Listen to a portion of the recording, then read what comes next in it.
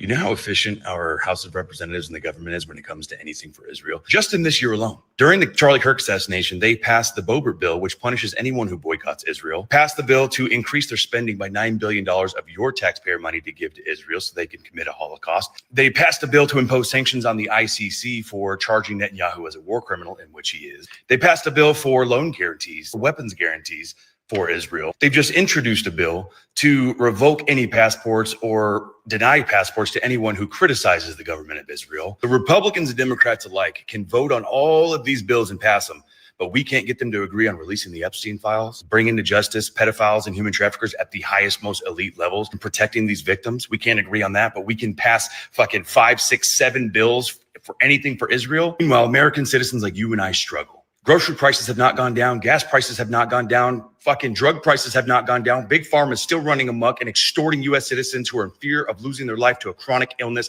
and they're profiting off of it. We have American citizens that have lost health care. We have American citizens that cannot afford health care. We have kids that are going hundreds of thousands of dollars into debt to go to college just to come out to realize there's no jobs to be had. Interest rates are still out of this fucking world. But at least our government can just pass bill after bill after bill after bill for Israel. And at least we can send them all of our tax dollars to make sure that they have universal health care for free for all their citizens, as well as universal college for all their citizens. We're trillions of dollars in debt. They're billions of dollars in debt. And it's not Republicans. It's not Democrats. It's both of y'all. You're both at fault for this shit because you're controlled by fucking Israel. I've changed my political views from independent to officially fuck Israel. Welcome, ladies and gentlemen, to Burn the Corporate Fiction. Isn't it funny how both sides of the political aisle can never really seem to agree on a whole lot, but they always seem to agree on giving Israel money and weapons and unconditionally supporting Israel no matter what. So that's why I titled today's show The Great Awakening. Something's happening that I never thought I'd see in my entire life. In fact, I used to be quite depressed about it. That something is people are waking up exponentially quickly, like just at a rate I never thought I'd. All the social media feeds are filled with the Charlie Kirk narrative is bullshit. I'm shocked. People seen right through it immediately, and even more so, people not only seen that it was that the guy that they're saying who did it's just a patsy. That's obvious. That's actually the MO all the time. You can just assume that when any of these public assassinations happen of big political figures. But even beyond that, the amount of people that realize it did not happen at all, right? That amazes me. That's incredible. I never thought I'd see anything like that in my life, but it's very, very good news. The illusions are falling away. The people are waking up, and the small hats are panicking. That's why they're in such a frantic scramble to get their AI digital control grid set up before we reach a critical mass of awakening. So before I get into all that, let me say hi to those of you in the chat. We've got Pat, of course, usually the first one here. Mojo Shop, usually around one of the first ones here. We got Brian Roy. Good to see you, man. Good to see you. And Theo Shen so far. So, and to the rest of you that are just watching and not chatting, good to see you. So sorry I took a few days off. I had to catch up on some chores, let's just put it that way, and some other things I needed to do. Around the house, I have been going pretty hard on the channel stuff, putting out a ton of shorts, and I just needed to take a little bit of a breather and catch up in the other areas of my life. But we're back, so we will be streaming regularly. And man, the developments that have taken place over the last week. So it turns out, I don't know if you guys had seen anything about this, but no, that's not it. They're saying that the camera that was taken down supposedly right after the shooting may not have been a camera. And I thought I already had this pulled up, but apparently I didn't. So here, let me pull this up for you real quick.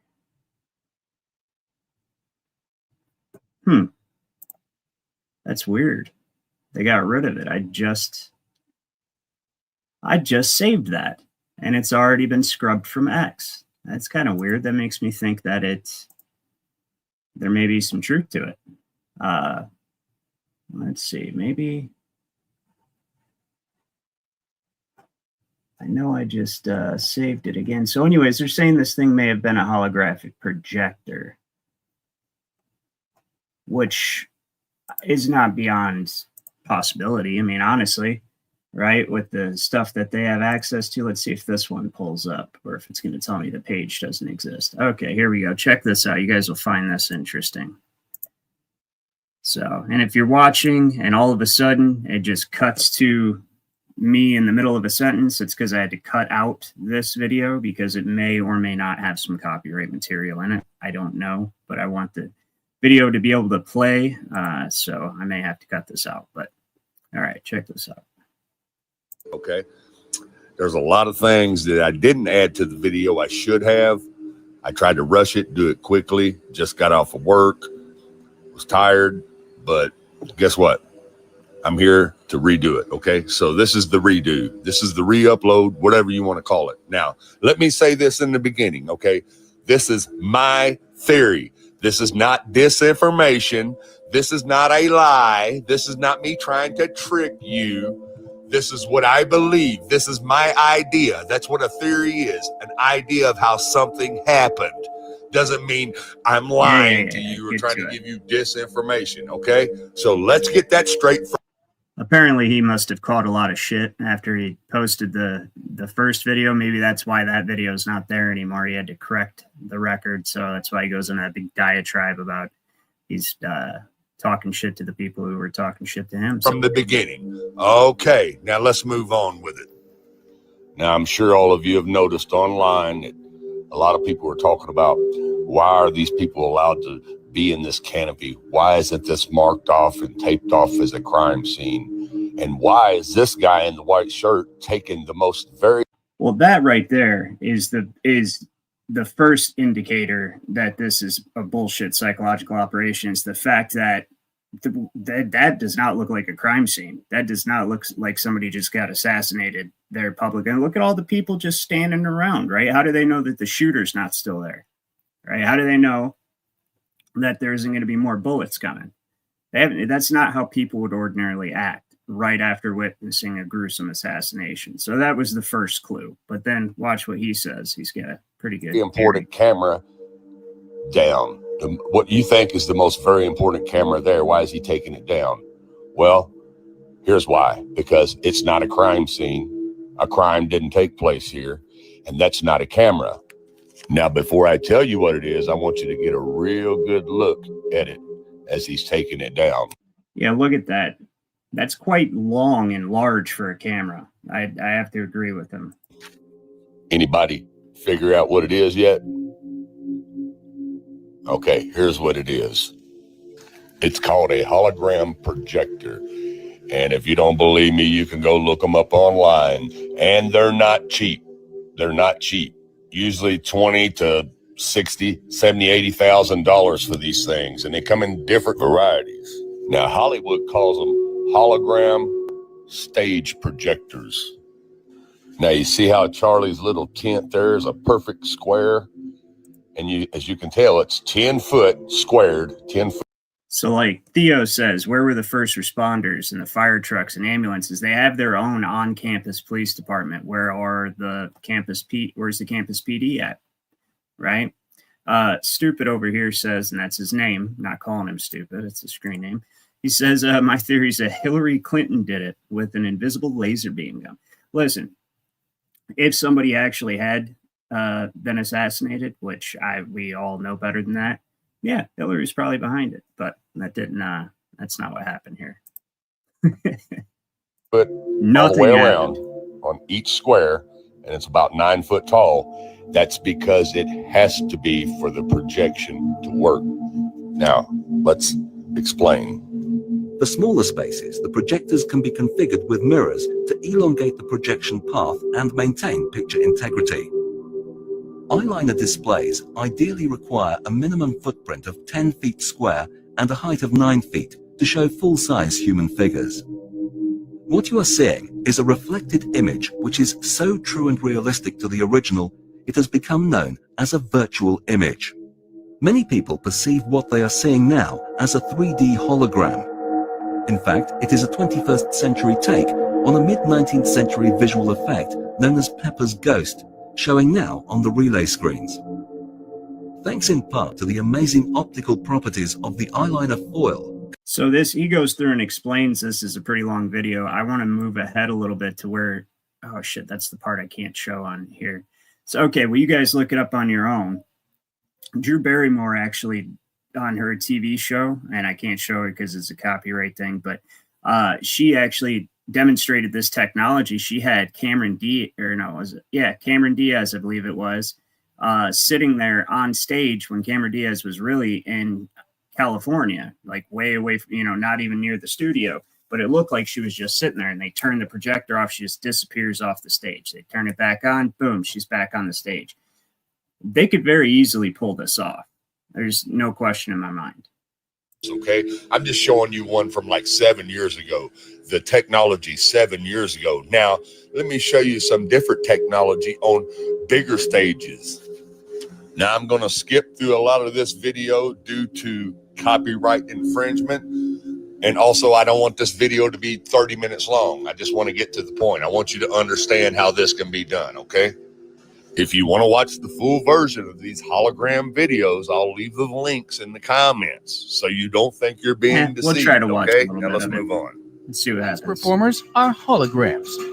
Every series, we take one step closer to achieving all of the sci-fi dreams. It's pretty cool. You'll never have to miss a gig again. The gig can come to you. We travel to Paris to meet Ian O'Connell, director of the... Yeah, so you get the idea. Those were holograms on the stage. So that's fair use, YouTube. Bunch of dicks. Copyright my video. But I'd have to say what gives it away the most, and trust me, I don't want to spend this whole stream talking about the Charlie Kirk psyop, but I did want to address some of these developments real quick. And the dead giveaway, the biggest giveaway, in my opinion, of this being a psyop would actually be Erica Kirk herself. I mean, she's got to be one of the shittiest actresses I have ever seen in my entire life. I have a video pulled up somewhere of her. Yeah, no, that one doesn't exist. Of her hugging Trump, throwing up the devil horn signs, which I thought was pretty interesting. And then we're going to get back into more what actually really does matter. That's not the distraction, and that's essentially small hats trying to take over the world, right? Which is exactly what they're doing. The digital ID is actually being implemented in England, which is pretty wild. And they're saying within the year, it'll be mandatory that everyone has to have a digital ID or they will not be able to work in England. That's wild. And if you think that's not coming here, you would be dead wrong. This is absolutely what Trump intends on implementing as part of the new Smart City Agenda 2030 program that they're setting up here. It'll never work unless they can get the digital ID. That digital legal entity identification is absolutely the linchpin of this entire system. If they don't have that LEI in their system, legal entity identification in their system, to be able to just, and they need the digital currency too, so they can just take the money right out of your account, eliminate due process. But before we get into that, check this out. Whoops, wrong button. All right. This chick, dead giveaway. Charlie, I love you. Erica Fronts Day, Arizona.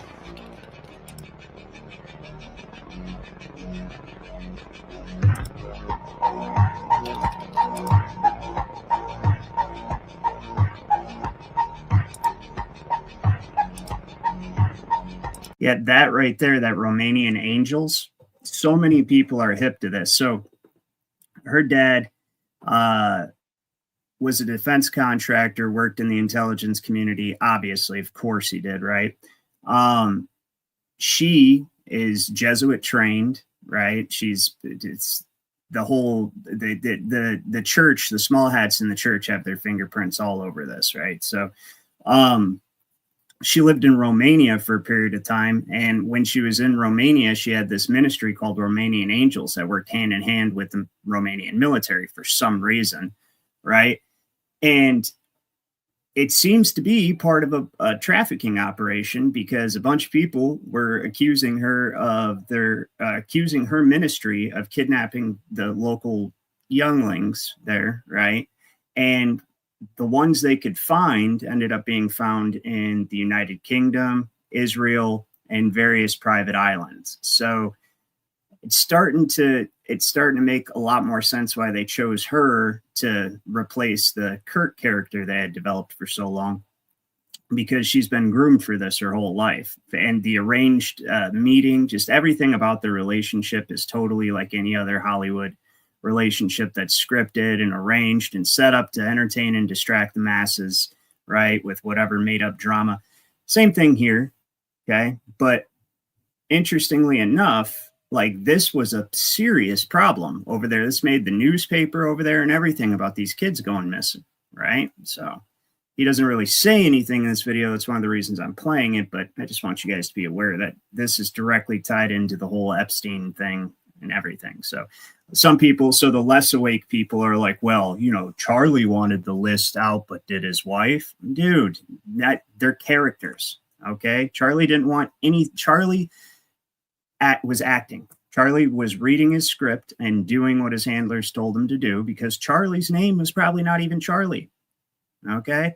Charlie was probably not even played by the same guy over the years. It was probably different people took the role, because it's just the character.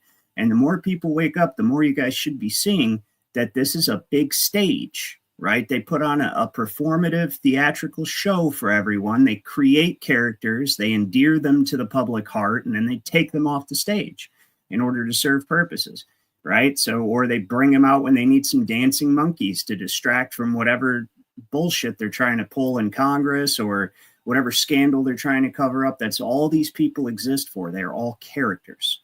They do not actually exist, in fact, as these people. They're personas. I hope we're all on that same page, right? I mean, shit, the Mossad came out and told you, oh, the entire world's a stage and we're the script writers. Everything you see is fabricated and was put there in order to influence you, to influence your emotions, your beliefs, your thought patterns, something, right? To serve their purposes. And so as you look throughout history, it seems like this has been the case most of the time with all the people on the world stage, as far as like, if they're famous and everyone knows them, then they are a fabricated character by the power that were created. It was created by the powers that be, right?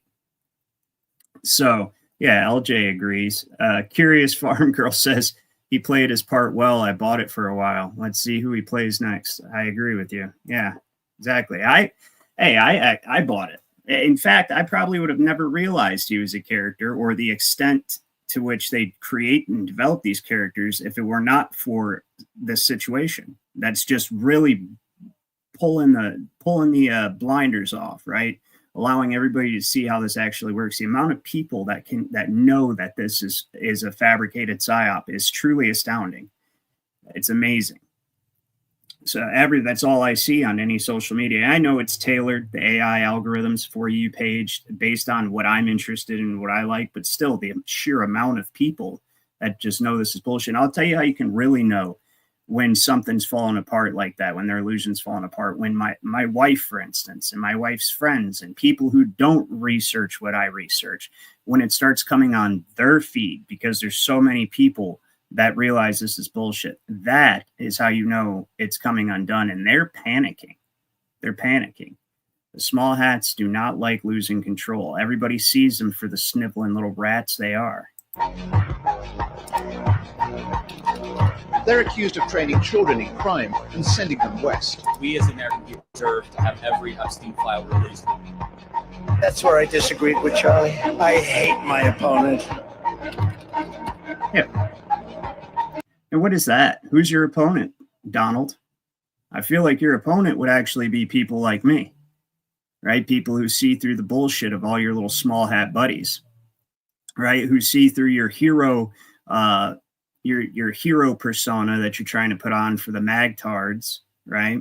And trying to act like you're saving America and making it great again for the common man and woman, when in reality, you're just piecemeal selling us out to all your rich buddies and setting up the AI digital prison. That's what you're doing, okay? And yes, so Riley Studios says, have you seen the similarities with the 1998 movie Snake Eyes? Yeah, Charles Kirkman, the politician that gets shot on September 10th. In that movie also, yeah, that's, you know, so it's not like they're psychic. It, you know, and I used to be like, oh, Mandela effect, maybe they could mess with time a little bit, but I don't think that's the case either. I mean, I'm not discounting that on, you know, at a certain level, there's some weird shit, but it's more like they plan these out so far in advance that it's meta-scripting. They're meta-scripting this event into the public consciousness with movies like Snake Eyes. They're meta-scripting it into, just like they meta-scripted in 9/11 before they did 9/11, right? All the predictive programming and stuff. They have to plan it in the public consciousness, in the public zeitgeist in order to manifest it and to manufacture consent. So yeah, it's not like they're prescient or psychic or anything like that. That's the Snake Eyes movie was them meta-scripting this scenario right here. And that's how you know this situation, this psychological operation is designed to serve an end, serve a serious end. The fact that it's not working is causing them serious consternation. Now, here's the dangerous part of that, because it gives me hope, and I'm positive. I actually have a positive outlook on mankind now. For the first time in a long time, I think we have a chance at beating them. I think we win, right? With that being said, the dangerous thing now is they're going to get desperate because the Kirk psyop's not working, right? People are not looking at the small hats like victims anymore. They're looking at them like a terrorist state that they are. Everything's falling apart for them. People are seeing through the Trump's a hero bullshit, right? And they're like, well, actually, it kind of looks like he's setting up a digital prison because that's what he's doing, right? That's exactly what he's doing, okay? People are coming out of the left-right thing. Well, now what they're whispering about is Al-Qaeda has infiltrated the country. There's over 1,000 sleeper cells, and they're going to be dressed like doctors, nurses, blah, blah, blah. I'll show you guys a video on that next, but I'd be willing to bet that before the year's out, and I'm not trying to fearmonger or anything like that, nor am I trying to be negative, but I'd bet before the year's out, they're going to have some sort of major attack or major event so they can try to blame it on Iran, so that Bibi Netanyahu can get a bunch of American men and women to go die in the desert for him. So that's what I'm betting. All right, let's watch the rest of this little bit here. Are you still talking about Jeffrey Epstein? This guy's been talking about yeah, for who's years. that guy? Well, I think they got to make this stuff. And Or as Bill Gates said, well, he's dead. So, right, if you don't want to be, you should probably stop asking about him. Right, it's pretty much, he's nothing more than a gangster, a fucking mobster. That's all he is. are people still talking about this guy, this creep? That is unbelievable.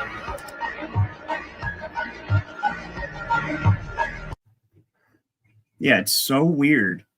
It's so weird that people are concerned about the massive trafficking of kids. Yeah, it's weird that they're not willing to let that go.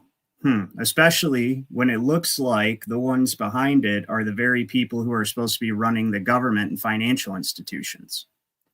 So yeah, it turns out people are a bit concerned about that. They're not just going to let that go, right? As much as you would like them to.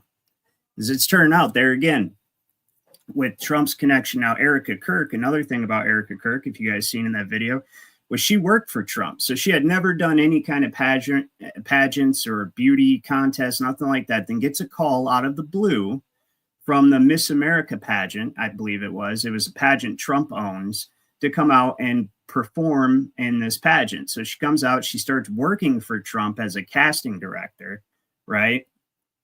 And then she's introduced to Charlie Kirk. And one of their mutual friends suggests Charlie hire her. Well, that mutual friend was probably Donald Trump. And then we look at Erica Kirk's time in Romania with the Romanian Angels nonprofit youth organization, right? and all of the kids that were accused of going missing around that organization, and how that would link directly to Trump and his relationship with Epstein. I'm just saying, it doesn't take a rocket scientist to connect these dots and put this stuff together, man. It does. It's not that complicated. It's pretty easy, pretty obvious, actually. So, saw someone else say America with a K. That's funny.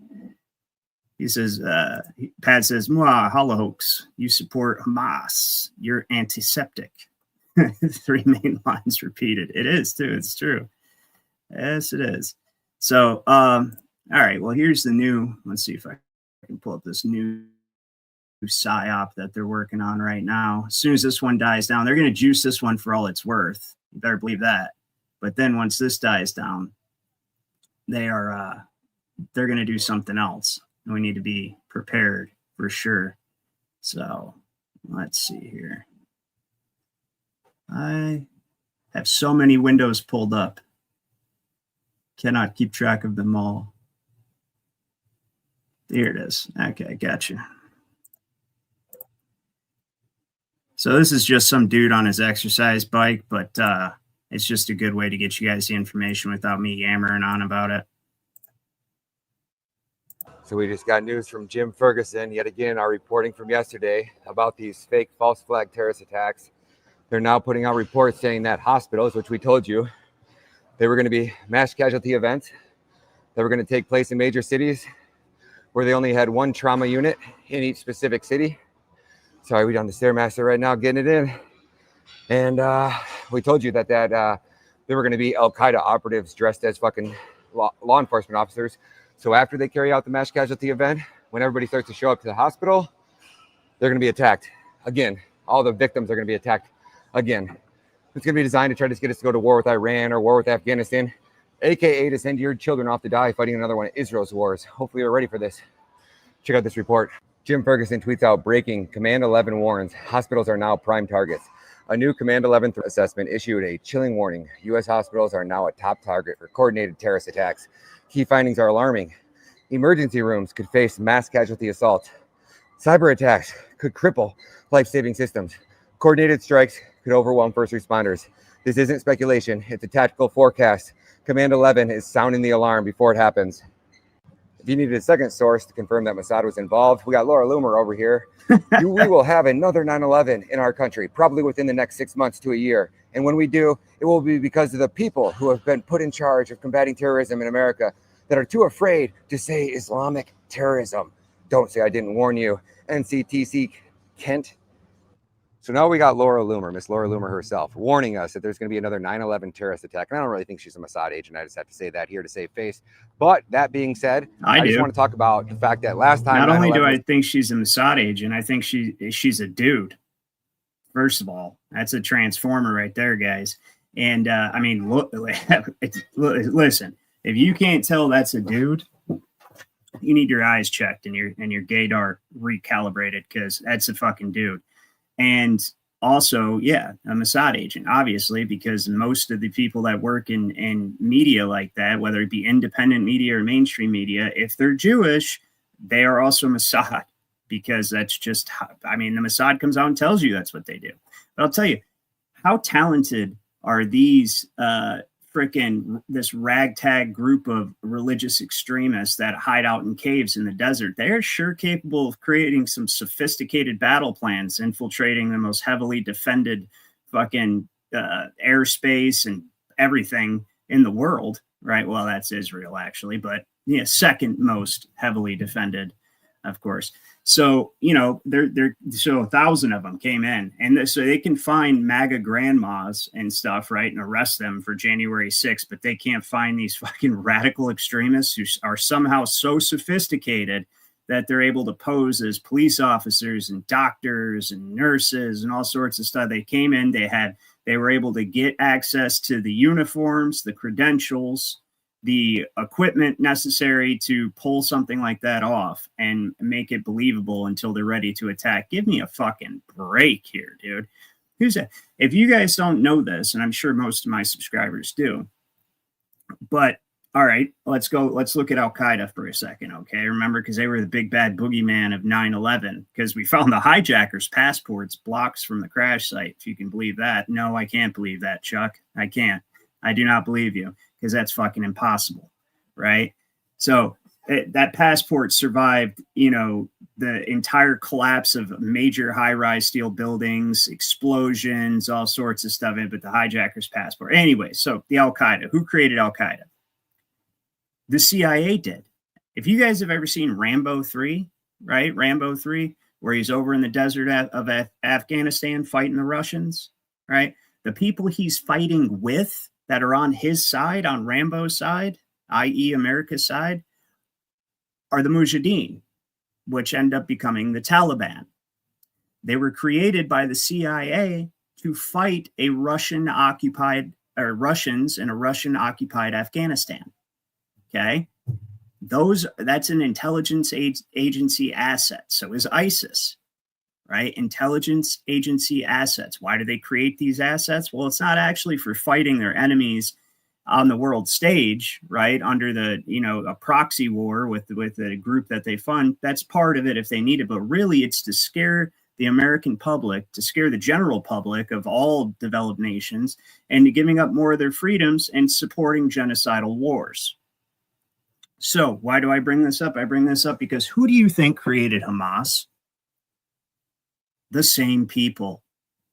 The same people.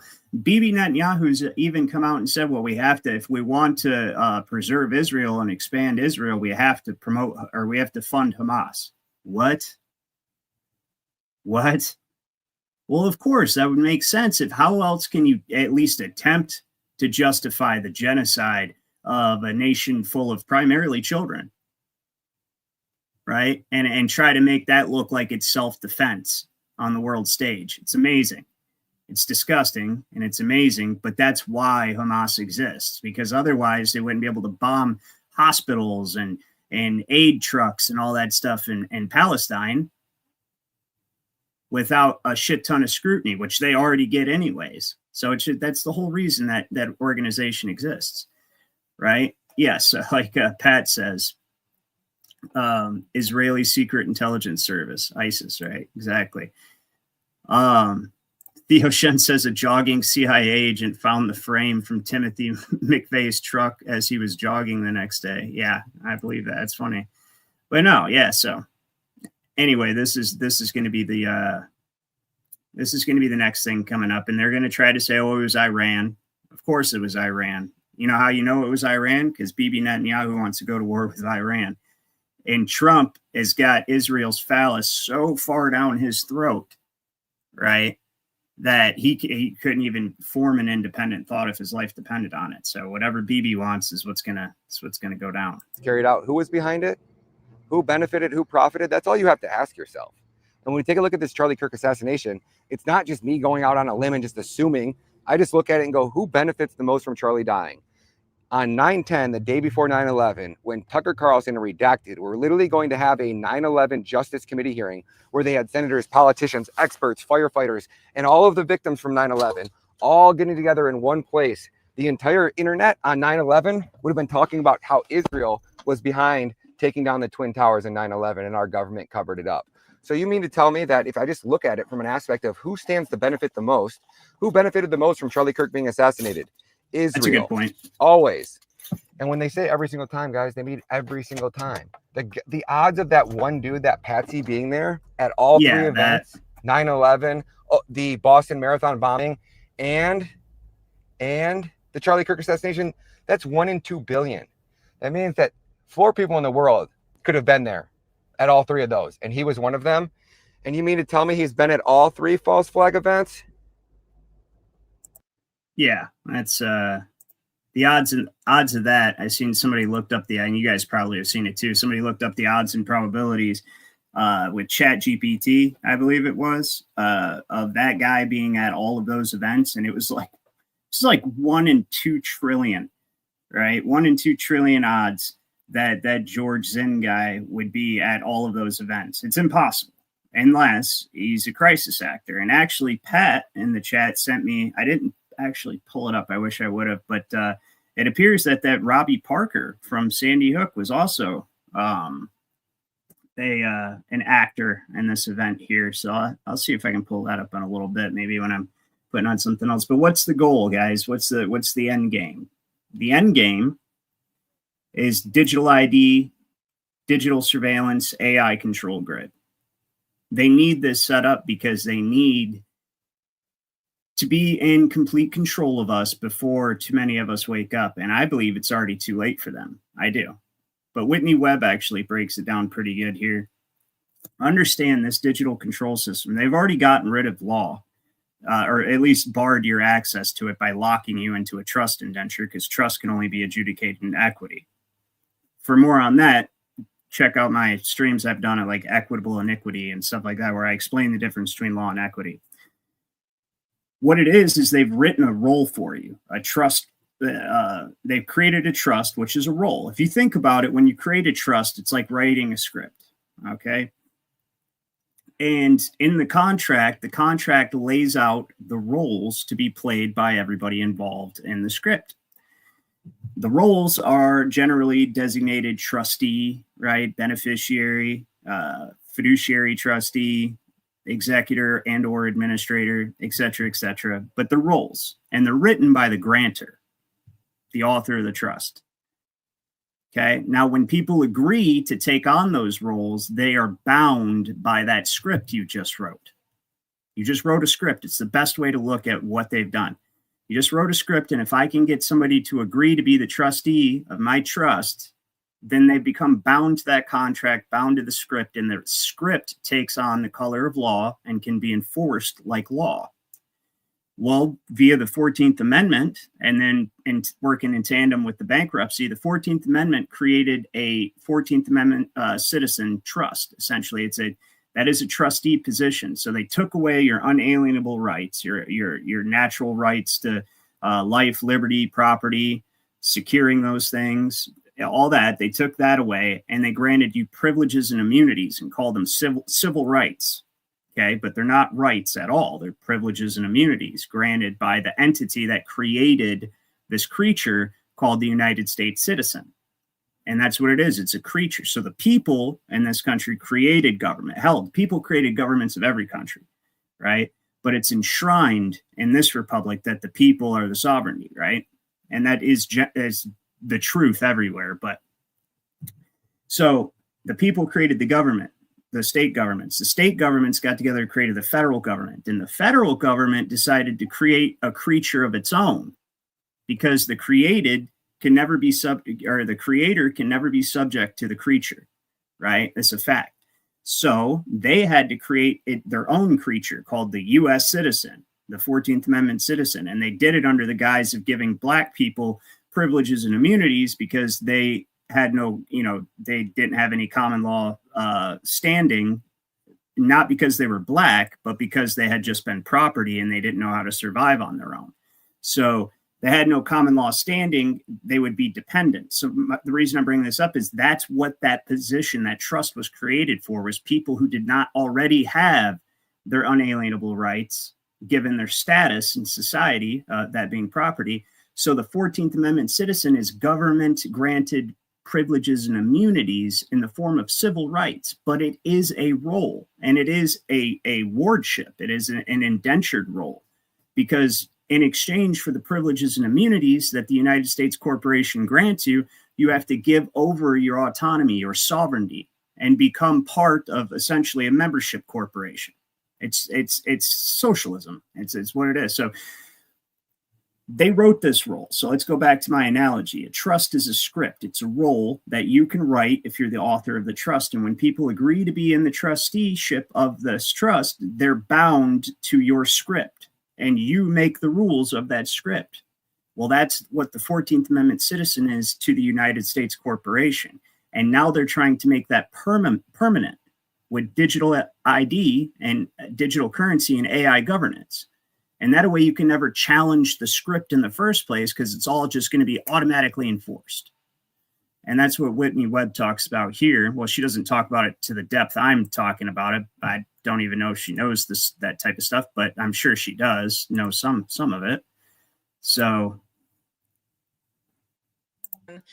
finding every these people have invested so much money on finding every excuse they can to try and get us, in the case of digital ID, get us to voluntarily want to adopt. Hold on, let me address this. Say what says, isn't common law created by man? No, absolutely. Well, okay, let me put it this way. Common law is discovered by man. Okay, it's not created, it's observed. Law is not written, it's written about, right? We don't create law. That's the whole premise behind having to place everyone under administration in order to enforce, in order to give your rules the force of law. Is why, because otherwise no man is subject to any other man absent consent or some sort of incompetency that places him under administration. No man is subject to another man except by consent, right? And so in order to give your arbitrary rules the force of law, you have to take everyone under administration and put them in essentially a wardship position, which is what's happened. And historically, in every government that has strayed away from the actual law, that is every single time what has had to happen. That's the entire basis of Roman civil law, is turning all of the people into property of the empire. And then you can adjudicate them and regulate them as property, not as living souls. So it's like a loophole around the fact that man cannot make law. Only God can. That's a fact. You read any of these treaties from the 1800s, from Blackstone's commentaries, a treatise on the American Law of Administration, any of them, right? A treaty on the law of mortgages, and you'll see that that's a fact. And that was a commonly known fact amongst jurists, amongst lawyers, that they knew that, okay, well, man cannot create law. So common law, if you read right at the beginning of Blackstone's, is it's based on divine revelation, Mosaic precepts, so like the 10 Commandments, Mosaic precepts, natural law, and the customs of the people. And that's common law. And it's not something that's created, it's something that's observed. So it's a huge difference, right? Like the United States Code, that was just, that's a creation. Abrahamic law, well, I'm not sure what you mean by it. Are you talking about like the Noahide laws or like the Talmudic stuff? Because again, that's just man trying to give his own rules the force of law by claiming some kind of divine authority. It's this simple. God's law is this simple. The law is do not violate anyone else's free will and honor your word. That's it. You know, if you take something and it belonged to somebody else, you violated their free will. If you hurt somebody, you violated their free will, right? Everything goes back to the violation of free will. So don't violate anybody's free will, honor your word. That's it. And honor God, of course. Don't worship idols and stuff, but that's it. It's the law. Everything else is the regulation of property and commerce. And we have to focus on the fact that if digital ID does not succeed and people do not comply, it will fail. I mean, it is the cornerstone of like the entire UN Agenda 2030.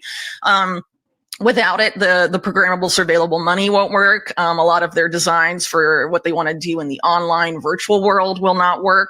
And so much of it will not work if we do not comply with digital ID, and they're trying to force it on us as a voluntary thing. Sort of in the same way that vaccine passports were voluntary. She's got a good, so she brings up a good point here. This is the crux of their entire plan, right? Is the digital ID. They need it so that their AI governance can associate you, your face, your biometrics with this entity and record on file that's going to have a social credit score attached to it, is going to have a criminal record attached to it, is, well, if you have, well, yeah, even if you don't have a criminal record, that's your criminal record if you don't have one, right? So it's going to have that attached to a medical record attached to it, bank account, everything's going to be linked to this identification. And that way, if they so choose, they can start quarantining people into cities. Hey, you're not allowed to travel beyond, 2-3 miles of your residence, right? And everything you need is within that 2 or 3 miles. See, we all have to make sacrifices to save the planet because climate change, right? Funny thing is it's not working. So they're panicking. Over in England, they just implemented digital IDs, or they just announced they were implementing digital IDs. And Keir Starmer, douchebag that he is, says that by the end of the year, you will not be, by the end of 2026, you'll not be able to work in England unless you have a digital ID. And people are not handling that well, which is good. That's what needs to happen. And that's exactly what needs to happen here. Because the new digital currency, the digital asset or the asset dividend dollar, whatever digital dividend dollar that they're trying to bring in, needs digital ID because you are the asset, right? We are the only renewable resource that hasn't been collateralized and borrowed against to the max. We're the only renewable resource. And what I mean by that is new generations of us that are free of debt are born to be encumbered with debt so that they can generate more commercial paper, right? So we are the cash crop. That's who Trump plans on using to back his currency, right? The sovereign wealth reserve. It's us. It's our productive value still, no different than the way it is now under the Federal Reserve. And that's how they're able to administer you. That's how they're able to regulate your use of property. That's all the motor vehicle code is. Imagine this. Somebody, and I bet you the founders and the people of that generation could never even imagine that the government would take it upon themselves to create an entire list of rules of how you should use your property.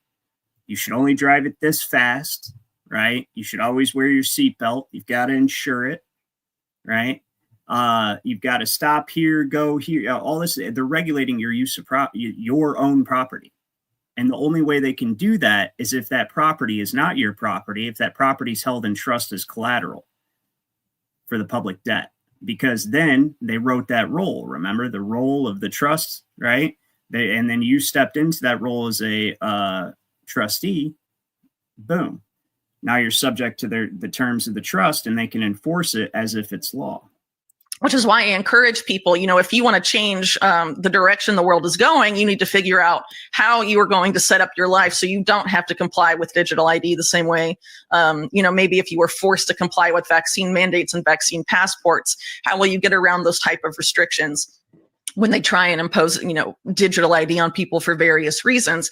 As I said earlier, before it was about, the vaccine and all of that. Now in the U.S., conservatives mainly are being pitched as this is a solution to illegal migration. This is a solution to voter fraud and all of this stuff. There's efforts to frame biometric digital ID as essential to solving cybercrime and hacking and cyberbullying and any other normal of essentially any ill of society. They're just going to say digital ID is going to be the solution to that. And they're sales pitches. But ultimately, well, and the pretenses that are all different in different countries. They're trying different angles, right? So here in the United States, they're actually starting to implement digital ID in the way of linking your identification to your use of the internet. They're doing it down in Texas, for instance, right? Now, I don't advocate looking at pornography or any of that type of stuff, so don't misunderstand what I'm about to say. But if somebody wants to look at that stuff, right, that's their business. Okay. Secondly, so down in Texas, to ensure that children do not access adult content, which is a totally admirable and understandable reasoning behind doing this, but you have to see it for the trick of what it is. They're requiring people to upload a picture of their driver's license in Texas if you want to go to, say, like Pornhub or any of these other X-rated adult sites. You have to literally upload your ID. Okay.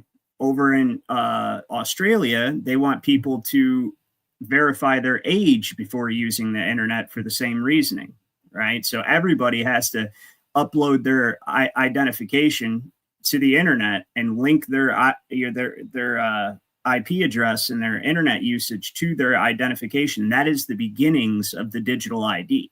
They need your search history. They need your everything you do on the internet to be attached to your identity. And that's in preparation for the social credit score. Oh, hey, you criticized Trump. Now you just, your social credit score just dipped because you criticized something Trump did. That's the future they want. There's no other way to put it. And so they have to link your internet usage to your ID. So it's beginning to see.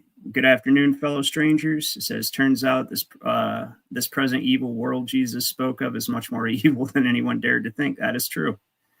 That is true. It is unimaginably. If we, the digital ID is essential to the whole idea of the social credit score and any of these other, Orwellian designs that, at least enough people I hope know by now, is part and parcel of this agenda. And I think, again, it comes up to people having to make a choice. And the way they do this is through, they try and get us to you get the idea. So this goes on for another couple minutes, but yeah, like she says, the crux to the New World Order system, the Agenda 2030, is 100% the digital ID. Refuse it at all costs. Refuse digital ID. If people accept digital ID, it's game over. People start accepting and using digital currency, it's over. Because then it'll be real easy to get you to get a digital ID, because you got to have a digital ID to access your digital currency. So don't accept either one at all. And they need both of those for AI governance to work, because that's going to be the enforcement aspect of their slave system, of their slavery system. So, and who would be so evil? Who would be evil enough to create a system like this? Well, we know who that is. I found this video, this guy, the way he puts what he says is excellent. And hopefully I don't get a strike for it, but yeah, we'll see. I shouldn't, because it's hopefully not, but it'll be worth it. It's worth showing. So,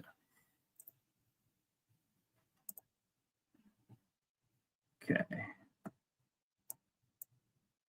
Don't forget Benjamin Netanyahu. And I have another thing I want to tell to the Jewish people.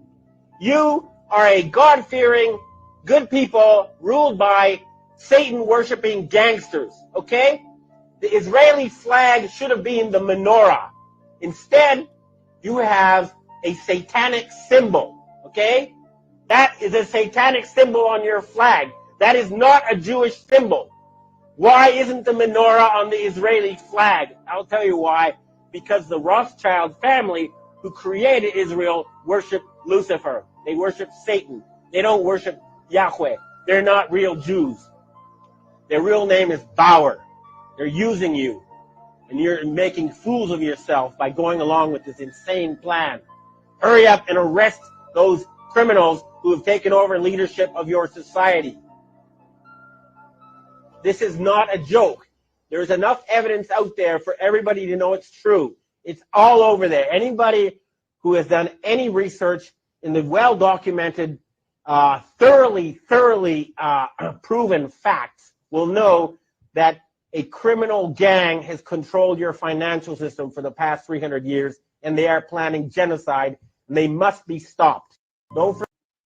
Yep, that's a fact.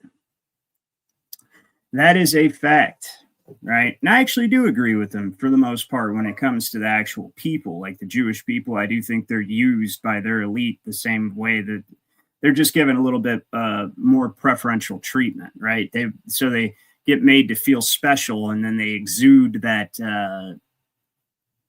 master race energy onto the rest of the world, and it kind of makes them not very likable. And so I think that's the biggest problem a lot of people have with them, right? But as far as the elite and the talent, yeah, they're 100% Satanists.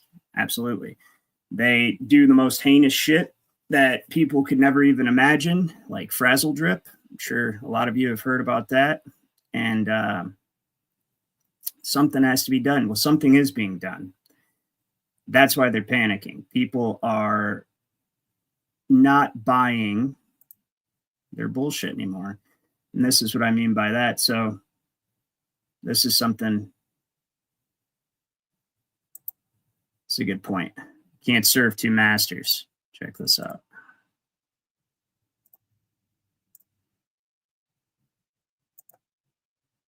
Pledge allegiance to two countries. If you accuse Ben Shapiro of having dual loyalty, they go, oh, that's an anti-Semitic trope. That means you hate the Jews. But then he'll sit there in his own words and say... That's why the existence of the state of Israel is the single greatest guarantor of my loyalty to the United States, frankly, because Israel is there as a backstop in case anything should go wrong. So you're already saying you have loyalty to both of these countries. In fact, I'm not so sure about one of the loyalties, but I'm very sure about the other one. Ani Benjamin Shapiro, Bnam Shel David Vekela Shapiro. Israel, a land of heroes and dreamers who stand together. Yes, the Jew. Do you believe America is your country, or do you believe Israel is your country? The Israeli court said a person can only have one nationality. Is your nationality Jewish or is your nationality American? And if your nationality you say is Jewish, then what's your country? Zionism is intellectually absurd. Obviously, that's absurd. I quote the New Testament, but I also refer to common sense when I say that no man can serve two masters. It's not possible. Because you can only really pledge your loyalty to one person or one country. That's just a fact. And there's also a sense, and this is relevant to me, and I know you're speaking about Israel. Then Tucker comes out, says, you should have your citizenship yanked if you fight for a foreign army. Like anybody, by the way, who serves in a foreign military should lose his citizenship immediately. There are a lot of Americans who've served in the... So, and right now, there's actually American service members. Not that I think anybody should go fight for the empire, but, you know, I have this real complicated view on veterans before I say what I'm going to say. And my view on veterans is I appreciate why they thought they were signing up for the most part. You know, like, oh, they're defending the country, they're protecting their family, all that stuff. It's supposed to, it's presented as honorable. And ordinarily, if we were actually a lawful country with a, you know, the proper system of government, it would be, because generally we would only get involved in conflicts when our existence was threatened. That's it, right? But of course, that's not the government that we have. And we go around and pillage third world nations for the resources and on behalf of the corporate oligarchy. So that big pharma and the oil companies, you know, you can get access to the poppy fields and the oil fields of other countries. That's really what the military is for. They're like Gestapo, not Gestapo. They're like extortionists, racketeering group, right? So, but anyway, right now, American service members actually are getting called before their whatever they call court-martial tribunal. Somebody correct me. I don't know what you got, but for criticizing Israel because they refuse to make deliveries to Israel and assist and have a hand in what Israel is doing to Palestine. They're actually being investigated as domestic terrorists. We're talking about servicemen and women. They're like, well, what the hell? I took an oath to support and defend and be loyal to the United States of America. I did not take an oath to be loyal to Israel, but because they're questioning Israel, they're getting court-martialed. That's insane. That's a fucking crazy world, right? So it's just like the American flag thing. Right? You could burn an American flag, but you'd go to jail for a year if you burned an Israeli flag. And then Trump comes out with an executive order. Since somebody pointed it out, it's like, hey man, it kind of looks pretty bad that you'll throw someone in jail for burning the Israeli flag. But people can burn American flags. And see, that's the type of stupid Hegelian dialectic thinking that gets people into trouble. Because she goes, yeah, you're right. You know what? It's illegal to burn either of them now. Fuck your freedom of expression, right? Fuck if a government becomes tyrannical and ceases to serve the purpose of protecting your rights, right? That you should alter or abolish that form of government and create a new one. Which I disagree with the last part of that. Don't for what create a new, you know, I say this all the time. Government is only necessary because government exists. I mean, even when this country was founded, right. And we freed ourselves from the yoke of tyranny of the English Empire. And more importantly, the Rothschild banks. Once we got our independence, the only reason that people even supported the notion of having a government of any kind is because, you know, because these people they just wanted to be left the fuck alone. They were, you know, tired of being taxed to death, subjected to foreign unwarrantable jurisdictions, et cetera, et cetera. The only reason they even supported any form of limited government at all is because other governments exist. So without some sort of structure, a hierarchy for mounting a defense against an attack from a foreign government, we would just be conquered and enslaved within no time if we didn't have some form of hierarchy. And I just find it so ironic that the only reason government is necessary is because government exists. Government is the first gang. That's the OG, the OG, right? So original gangsters. is government. Taxes are the original extortion. Pay us or we won't protect you. What do you need to protect me from? Us. Oh, shit. Okay. Damn it. Right? Yeah. Be a shame if somebody came and threw you in handcuffs and locked you in a cage, wouldn't it? So it looks like we have somebody joining the panel. Hey, how you doing? You're muted. Hey, how are you? How are you keeping today? I'm doing good. Is this Janusz? Yes, exactly, yes. Good to see you, man. It's been a while. Good to see you as well. Yeah, it's very hard to catch you when you are streaming, to be honest, because it's different time zone between your country and mine. Yeah, I totally get it, man. So you're probably I'm Eastern time, Eastern Standard. So how many hours back are you? It's 26th. On my side, it's 11 p.m. Oh, shit. Yeah, over here it's 6:03. So yeah, it's it's like 7 hours or something. Yeah. So all right. Well, what do you think about everything that's going on? What do you think about the Charlie Kirk thing? First off, deception as big as fuck. Everything from the bad, shooter's guy who said that he shot him, he was a Jew. The guy who supposedly shot him, he's a Jew. Fake blood pumping from the freaking possibly the device below the t-shirt. That's how it looks like. Supposedly there was a hologram as well. A guy's removed straight away the camera, which could be a hologram projector. We don't know exactly. I've seen the other angle. SD card was passed to another guy from this camera. Possibly he was covered with the special, how it's called, makes you like an invisible piece of cloth or whatever it is, technology, which makes you invisible, translucent, and you can see everything behind you, but you can't see the person. There is a lot of angles. Yeah, I've seen that before. It's like a bunch of tiny little cameras that take and display the image of what's behind the person on the front, vice versa. Yeah. That could be the case. If it was, we don't know. Supposedly there was a hatch as well. He could hide. There was. There. Yeah. Yep. There's a trap door right underneath him. So that's the running theory now, is that the entire thing was like Kirk was there, or the character that played Kirk. Let's be clear that Charlie Kirk, I don't think, has ever actually been Charlie Kirk or Erica Kirk or any of them. They're all just actors on the world stage. But they are. Is that essentially that he was there until it was time for him to make his exit. They projected him with the hologram and he slipped through the trap door. I don't see how that would really work without people noticing, but they can do a lot of stuff with stage magic, man. There's they can. That's what Hollywood is for. Look, even I don't know if you ever heard about the hard holograms. Holograms? Hard hologram.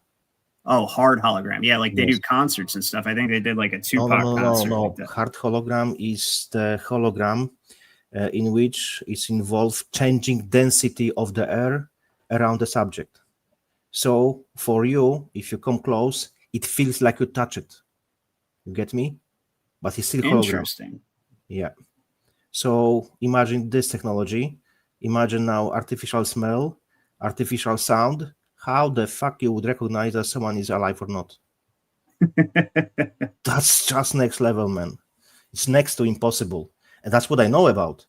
What I don't know about, it's totally different level. Probably it's 3-4 technologies levels above. So I don't even try to guess what they have to their disposal. It's one thing's for sure, it's absolutely a psychological operation designed to serve a purpose, and that purpose is a serious change. It's something. Yes. This is how I look at it. The amount of effort that they put into pulling this off, and the amount of time that they've been planning to do this, just like it goes all the way back to the predictive programming in that Snake Eyes movie with Nicolas Cage. Yes, exactly. Right. They mean it. They mean to use it to implement some sort of serious societal change. I could only guess that it's marching towards the digital ID, AI governance, something about being tough on crime, make sure that we can predictive AI governance, where it's like, oh man, Charlie Kirk would still be alive if only we had implemented Gideon sooner, right? That's where I see it his going. wife, I believe she's from Romania. She was running houses for the children. Supposedly, she was abducting them and selling them on the market. So and she was working for the Trump. So of course, all one big club. I was going to say something, I just forgot. Chase Hughes. He was previously. I think he is still one of the best psychological operatives in the world. He's teaching FBI, CIA, and so on. Later, he removed himself from the picture, but now he has a channel on YouTube, and he's saying that. And he said himself, if something is pushed everywhere, each channel, constantly, you can be 100% sure it's psyop. That's what it is. It's true. We are seeing freaking everywhere, freaking Kirk. So that's how you program. That's how they program us. People and you can tell that she's meant to play like a role. Like they're calling her like America's mother. And she's supposed to be a role model for conservative Christian women, right? Like this. Yeah. She's evil that she threw up the damn devil horns while she was hugging Trump at that performative WWE style memorial rally with pyrotechnics and fireworks and shit, right? Like, what was that? That didn't look like it looked like a turning point event. It looked like like a political rally. It was awful. Man, it was just, they were laughing, smiling, all the time. So it's like they supposedly be mourning him, but they were laughing, smiling all the time. Man, all like you said, political rally. It's all being programmed. Now people are being programmed to support her and even ask for her to run for the vice president. Give me a fucking break. That's true. Yep. And it's not going the way they planned at all, because all I see on my social media feed is everybody, normal people, like people who aren't even that awake, talking about that she doesn't seem like a woman in mourning. She's a terrible actress. This whole thing just feels wrong. It looks wrong. It's all this. That's why I say a bit of maybe controversial thing, but from my perspective, it makes sense. I'm kind of happy about the, hocus pocus in the arm, because when people had to stay at home, because people had plenty of time on their hands, finally, and they could start looking into so-called conspiracy theories. And this time really awakened a lot of people. So they're really shooting their own foot. They fucked up. And Yanush, it's almost like they had to, right? Because I think that this awakening was going to happen either way.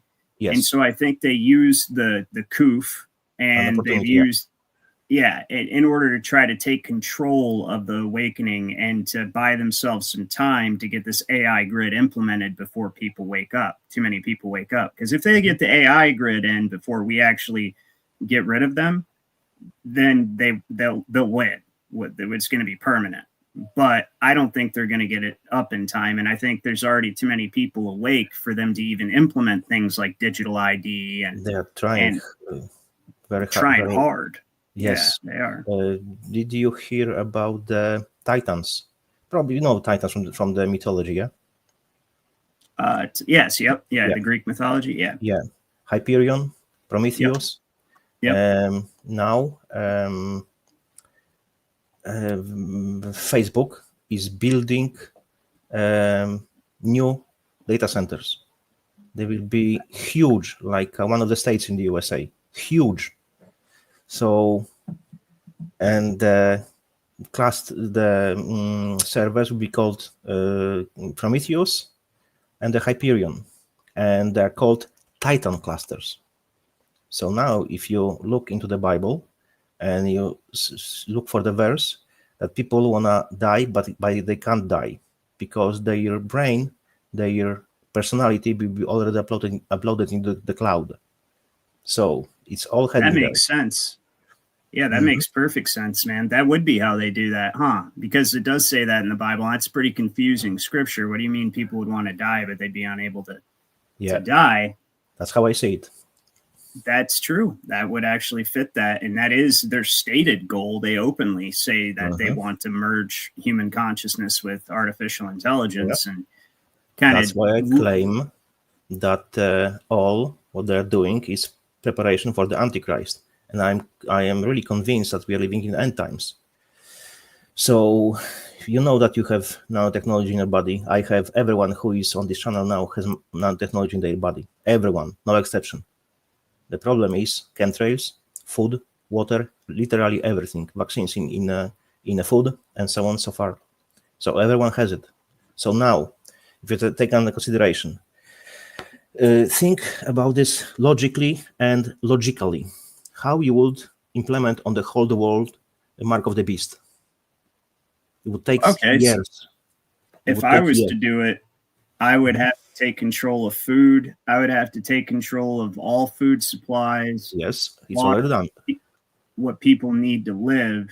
And then I would essentially coerce them into getting the mark in it to be able to feed their children. To be honest, I think mark is already deployed, but you just need the consent, like a digital ID. Gotcha. That's my take on it. That's a good take. You agree, because you have to agree to take it. You have a choice. That's what the Bible says. They can't violate free will. That's the whole basis of law. Exactly. That's what I was trying. So it looks like. Go on. I was going to say, I just wanted to address before we get too far away from it, a couple things they were saying about that WWE style event. Yeah, Dirty Ketchup said he was waiting for Rihanna to come out and sing a jingle at the halftime show. It's pretty good. But it's just so obvious, it's like a freaking soap opera.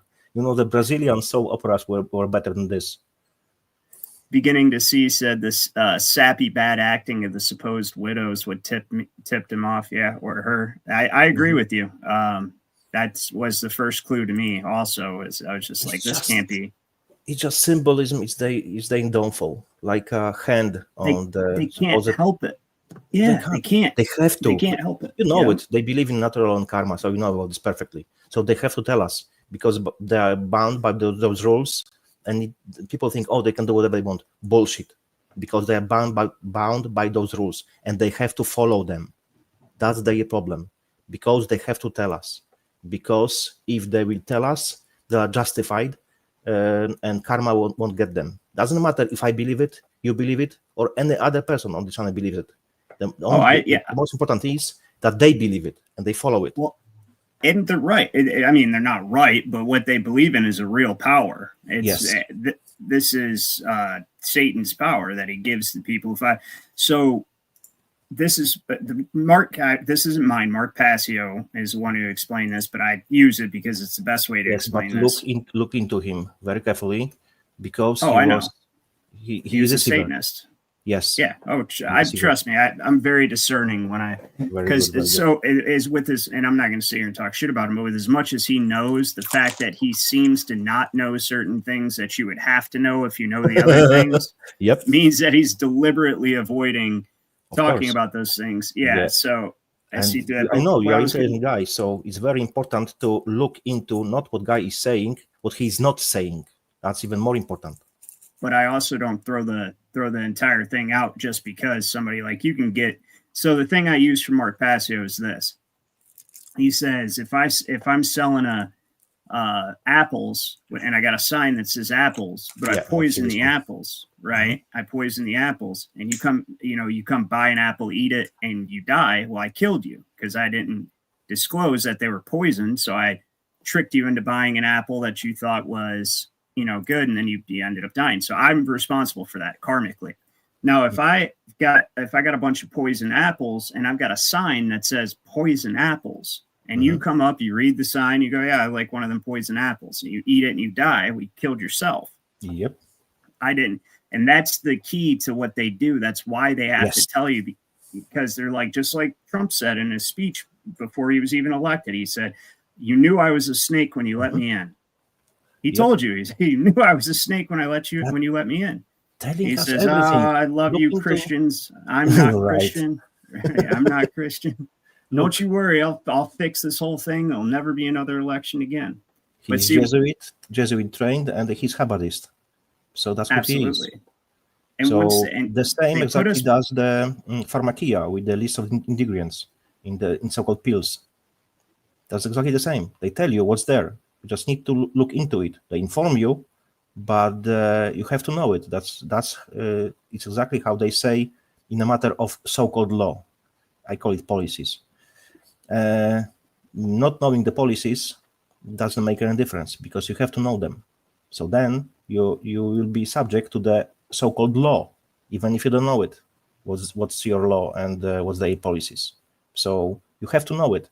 So they give you all the informations, but people prefer to stay ignorant, and that's the big problem. Yep, absolutely. So somebody actually texted this to me, one of the jurists did, and I said that I should play it. Hopefully they sent me something that, knowing that we're also streaming to YouTube, but I'm going to go ahead and give it a shot and see. He said it's not very long, but apparently this guy sets the city council straight on Zionism. So, and I have great video in which one of the Jewish soldiers testifies in the hearing that there was an order to stand down on October 7th. We know it since a few days after the October 7th, so it just confirms what we already know. Absolutely. Yeah, well, I mean, yeah, I knew that anyways, because there's no way with this heavily defended as... No. There's no way that took them hours to respond to that attack. 7 and hours, I believe, or 6. Many hours. Well, there's videos that came out too of IDF right up in the helicopters actually gunning down civilians. So I mean, yeah, it doesn't. But all right, let's check this out real quick. Sure. Good evening. My name is Jeff Wallstein. I reside in Tinton Falls, New Jersey. I grew up here in Long Branch. I spoke to this council last month and made legal arguments why the mayor and this council should take action to have the Israeli flags being flown at Pier Village removed and replaced with American flags.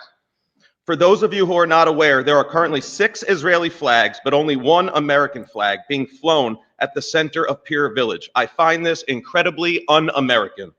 Last time I spoke to this council, I made arguments that even though the property is owned by the Zionist Jew, Jared Kushner, it is still a public forum created through eminent domain, and the symbols and flags being flown there should reflect the United States of America and not the state of Israel. It has been over a month since I spoke to this council, and the flags are still being flown, which means this council and this Shabbos Goy of a mayor has taken zero action to have flags removed. Instead, they had the Long Branch Police Department call me in a desperate attempt to try and intimidate me, but I won't be intimidated into silence. My legal arguments were ignored, so now it's time to get biblical. I'm sure you're all under the impression that the modern state of Israel is somehow connected to the Israel from the Bible. It's not. Israel, also known as Jacob, was a man, not a land and not a country. He had descendants that were known as the children of Israel or the Israelites. However, an overwhelming majority of modern-day Israelis have absolutely no ancestral connection to the Middle East or the ancient Israelites of the Bible. They are Ashkenazi Jews of European descent who can trace their ancestry back to Khazaria, what is now modern-day Ukraine. These people claim to be Jews, but are not. They are actually the synagogue of Satan, as stated in Revelation 2:9 and 3:9. So if you're going to use the Bible to justify the existence of the state of Israel and to justify their genocide of the Palestinian people and other atrocities against the world, then I will use the Bible to prove the modern state of Israel is a satanic forgery created by the United Nations after the Zionist bankers started, financed, and manipulated the entire world into 2 world wars, which resulted in the deaths of millions of people, mostly non-Jews. The Rothschild family, who bankrolled the creation of the state of Israel, financed both sides of both world wars to serve their own Zionist agenda. The Bible refers to these people as children of the devil and the synagogue of Satan. You were probably under the impression that the flag of Israel displays the Star of David. In my hand is a King James Bible, and nowhere in this Bible can the phrase Star of David be found. It's not biblical. The fact is, David never had a star. The Magen David translates to the shield of David, is found nowhere in Scripture. And it doesn't state that this shield had a 6-pointed hexagram on it. The only shield I'm aware of that had a 6-pointed star on it was the shield of Rothschild. The name Rothschild is literally German for red shield. Mayor Amschel Rothschild hung a sign in the shape of a shield with a hexagram on it over his goldsmith shop. It is a symbol of the Rothschild family, not a symbol of Judaism. The only mention of a star being flown in the Bible can be found in Acts 7:43, the star of Remphan. Acts 7:43 states, "Ye took up the tabernacle of Moloch and the star of your god Remphan, figures which ye made to worship them, and I will carry you away beyond Babylon." The star of Remphan, for their god Moloch, is a hexagram. Hex is another word for curse, and the state of Israel, created by the Rothschild family through war and deceit, is a curse on the entire world. The hexagram is not an ancient symbol of Judaism. The hexagram was adopted by the Zionist movement in the late 19th century. It comes from the Rothschild family, and it is a symbol of Zionism, not a symbol of Judaism. It is an abomination to fly that flag here in America. That star represents the number of the beast, as spoken about in the book of Revelation. That star is 666 encoded. It is 6 small triangles, 6 lines, and a 6-sided polygon with 6 60-degree angles. It is literally a symbol of 666, the number of the beast. Why on God's green earth are we flying a flag with a satanic symbol that represents genocide in our city? It's because you are all ignorant and completely cucked to the Jews who have taken over Long Branch. Damn. This city is completely unrecognizable from the one I grew up in. This town has become an abomination and a complete embarrassment, all thanks to weak and ignorant leadership like you people before me. Thank you. 5 minutes. Council President, I'd like to make a comment if I may. Please. Let's hear First this. off, sir, just so you know, the police department was concerned about your actions and your behaviors. You also left me a disgusting voicemail, which I don't appreciate, and you were rude, loud, obnoxious to my Fuck off, freedom of speech. assistant. So let me just start. I let you speak, now you let me speak, okay? I'll leave. I don't need to hear your nonsense. Right, okay, that's fine. But in any event, I've been thinking about this for a couple of weeks because that man was really disgusting, okay? And as evidenced by the statement that he read at the beginning of the council meeting a few weeks ago, the council and I are proud of our diverse and welcoming nature of this city. A few council meetings ago, as I said, he made state there was a member of the public. All right, this guy's a pudwhacker. Diversity pushed by the Jews as well. All the big organizations which they support so-called refugees, they are owned and pushed by the Jews. As simple as that, which is further expansion of Kalergi plan. Kalergi was the guy who was based Union European. That's what it is. People don't fucking know it. They're fucking ignorance. So they don't understand that the fucking Babylonians, who are fucking devil worshippers and still are, they are ruling this world. That's true. The Babylonians. That's why I try to tell people all the time. These people are actually the ancient Babylonians, the ancient pharaonic bloodlines from Egypt that knew how to divide and conquer the people. It's the same. They're literally using the same playbook, the same techniques. And that's why they're having so much trouble right now, because people are waking up and they've gotten so accustomed to being able to not have to try and just get people to believe, like, 2 airplanes can take down 3 towers and a passport can survive a massive explosion. Right. They don't have to try that. More than that. This plane, one of the planes gone through the freaking steel, which supposed to be safe against the plane, hitting the plane because of the design special way, and the concrete.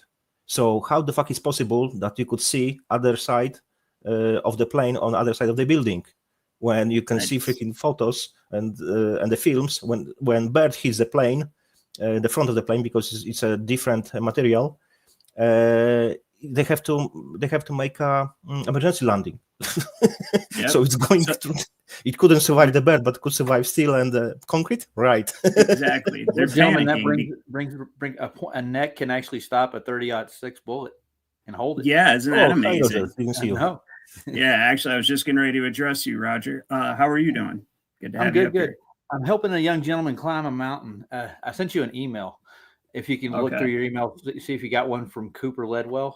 And I got a question. The question is, I need you to read over a lawsuit, maybe just glance over it and give me your opinion on what needs to be done. He's having problems filling the paperwork out. This would be Mikey Smith. He's suing the Canadian Space Agency for fraud. So okay, did you? I'll check it out, but I didn't. I don't see the email, man. So email me. Make sure you put burnthecorporatefiction@yahoo.com is the email because it's That's not the email. in there. I got it from your dad. I got one. It was a RS something. There's some numbers in it. That's what I sent. Oh yeah. Okay, I'll check my other emails. It could be in there, but the burn the corporate fiction one's the best way. So also we had Carol pop in just now, Carol with the K. And that reminds me to remind everyone else, especially as it's coming up here very quickly, that I will be presenting at the International Truth Expo in Quartzsite, Arizona on November 7th, 8th, and 9th of this year. Should be a lot of fun. There's going to be it's going to be a whole weekend event, camping, and there's going to be live music, of course, awesome presentations from a bunch of different presenters. As we've got everybody from Dave Weiss, Dave Weiss, Mark Sargent, Dr. Andrew Kaufman, a whole bunch of people, big lineup. So it's going to be really, really cool. If you guys end up wanting to go and you use the promo code that I put in the description, you get $50 off a 3-day VIP pass. So if you guys use the code BTCF, it's in there in the description. So check that out and hope to see you guys there. What was your question you asked? You're talking about me? No, I think Janusz just asked if I was going to be. If there will be any stream or maybe any videos recorded and later released. I plan on, of course, as long as it's okay with everyone else, I definitely plan on recording and uploading presentations from the event for sure. You know, as long as that's cool. So I will upload it on my channel, Odyssey channel, definitely. And I share everybody involved. So hopefully some people will come to you. So he says Jeff is part Jewish. So that guy, I think that guy was Jewish that just came up and tore those city council members new asshole. He says last name was like something Steen. So, and he's telling, and that's the whole thing. Even over in Israel right now, they're flipping. Like Benjamin Netanyahu's having a lot of trouble hanging on to power because most of Israel knows that. Well, and he allowed the October 7th thing. That was like everybody knows that was an inside. It was Netanyahu. You know what I mean? Like there's no other way around it. Let's call him properly, Satanyahu. Yeah, or Milikowski rather, right? Because he's from Poland. Unfortunately, sorry for him, guys. I'm from Poland. Nothing to be sorry about. Not in my book. I don't like him. I promise you. Check this out. This is pretty interesting. I would like to address two things mentioned in his presentation about the Jared Kushner, who is the wife of Jared Kushner, Ivanka Trump. Ivanka Trump. Wow. Yep. Oh yeah, Kushner was the handler for the first administration, but it was a real bad look, and a lot of magtards actually noticed that one, so they had to go ahead and bench Kushner for this administration. But I mean, they might as well not have, because pretty much everybody can tell who Trump's playing for here. Of He's course. absolutely playing Jewish for Israel. shield. And one more thing he mentioned about the Revelation 2:9 and 3:9, and I would like to expand on it a bit. I know we shouldn't be using word Jew, because in so-called Hebrew, which is not really Hebrew, because it's Aramaic, because if you go to the concordance, you will find that the Hebrew companies that Sorry, didn't mean to do it. And that the Hebrew, there was Paleo-Hebrew before, but in the time of Christ, there was no Hebrew in use anymore. But of course, Jews put their hands on the Bible and they make changes. That's why you have Bibles which promote Jews, so-called Jews, as the God-chosen people. I know we shouldn't be using this word, but let's stick with this word so people will get what I'm going to say. So-called Jews are not God's chosen people. And whoever is claiming that he is Christian Zionist, he is not Christian, because there is only Christianity. There is nothing else. There is no denominations whatsoever. There's only one denomination. It's Christianity. Whatever denomination it is, people call their own church or whatever. It's not Christianity. As simple as that. So I want to bring as well Romans 2 verses 26-29, and listen now carefully. Therefore is the uncircumcision keep the righteous of the law. Shall not his uncircumcision be counted for the circumcision? 27. and shall not uncircumcision, which is by the nature, if it is fulfill the law, judge thee, who by the letter under circumcision dost transgress the law, for he is not a Jew, who is one outwardly, neither it is circumcision, which is outwardly in the flesh, but he is a Jew, which is one inwardly, and circumcision is of the heart, in the spirit, and not in the letter. Who prays is not of men, but of God. So the Jew is the one who is with Christ, who has circumcision of the heart, not circumcision of the skin. As simple as that. That's the real Jew. That's why Revelation 2:9 says they say they are Jew, but they are not. It's exactly what it is. They mean, anyways, they mean the children of Israel, the children of God, not the. And that's the whole thing. The Jew is a mistranslation anyway. Yes. It's a shortening of Judah or Judahite, right? Yes. Which is only, exactly. And there was not even a J in the Hebrew alphabet. So it's all bullshit. Actually, there was no J up until just several hundred years ago, period. Yes, exactly. So it was always a Y or it was generally a Y sound. Yep. So, I was going to ask a question. Wasn't the only language spoken during Christ's time was Aramaic, or say Greek Aramaic and Chaldean? Yes. Yeah, exactly. There was no Hebrew, but Jews actually put their hands on the Bible and they made the changes. And King James, who we figured out was a Mason, very high Mason, so he was the one as well working for them. So that's the problem. And people now reading the King James Bible, I don't touch it. I prefer older versions before 1611. Anything before, nothing after. That's the funny thing about that version of the Bible, like the Geneva Bible from 1588, just before the King James Bible. Well, and you can see why it happened too. I'll get to that in a second. But in Ephesians 6:12, it actually pointed out the kings of the earth, the worldly governors, are the princes of darkness of this world. That's why they're all referred to as. He took that out in the King James. That section of Ephesians 6:12 is gone. Yep. And the reason being is because they are the ones who are appointed to govern the wicked, and that's why they were appointed. That's why if you read Rulers of Evil by Tupper Saucy, his explanation, I agree with him. They were given the kingdoms of the earth in order to rule the wicked, because it's the wicked that keep the wicked in line. If you think about it, what do laws and governments exist for? I mean, I think they're extortion rackets and they're the first criminal organizations, but what are people led to believe they exist for? The lawless, to keep the lawless in line. And that is true. And so it takes wicked to keep wicked people in line. But the problem is they're not satisfied with the lot that God gave them of just being able to rule the wicked. They want it all. And so now they're trying to usurp divine jurisdiction by locking everyone into trust, a trust that they control, that they create and control, and turn you into a living legal fiction, digital legal fiction permanently. Because man cannot create law. That's why Pharisees, or in the ancient Egypt, pharaohs, and they were called God. That's why king was supposedly chosen by God. So that's why they made a connection. So they could create laws because, of course, as you know, only God can create law. There's God's law. Anything created by man is not a law. It's a guidance, policy, steps to follow. All the time.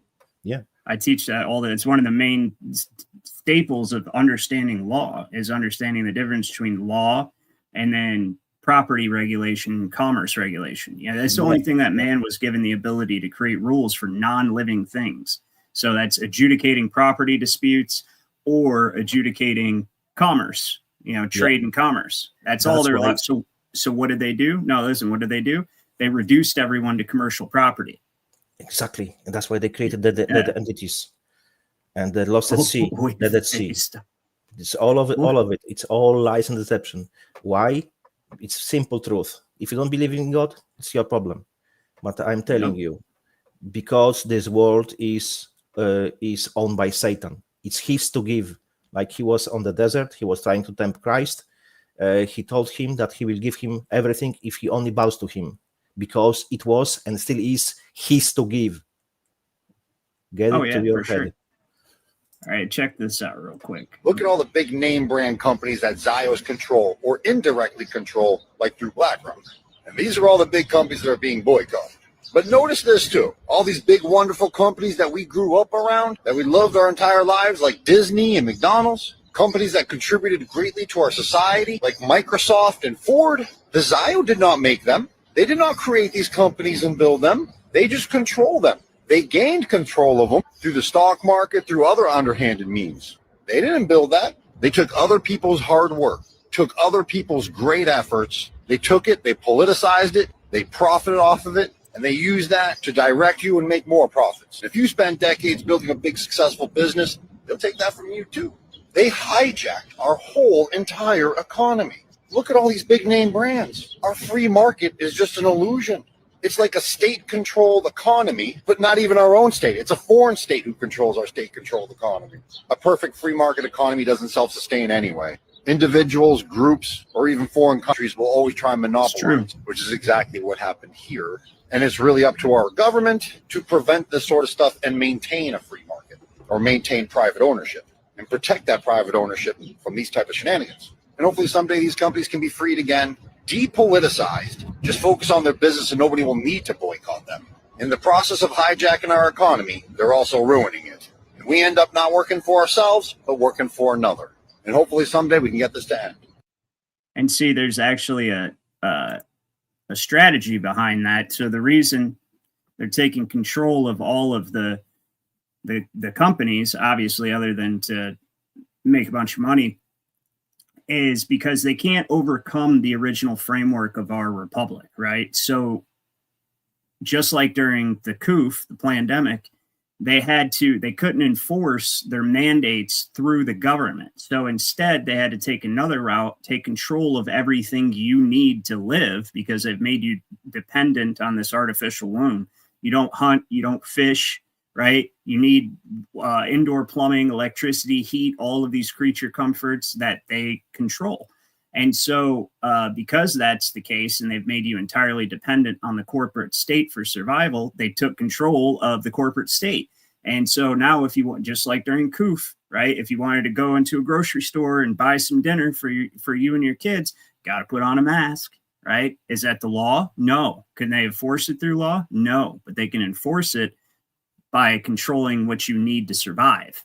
And that's exactly what they're doing here. And one of the big reasons they're doing this is to force you into taking the digital ID and the digital currency. Oh, well, you can't shop here if you don't have a digital wallet, right?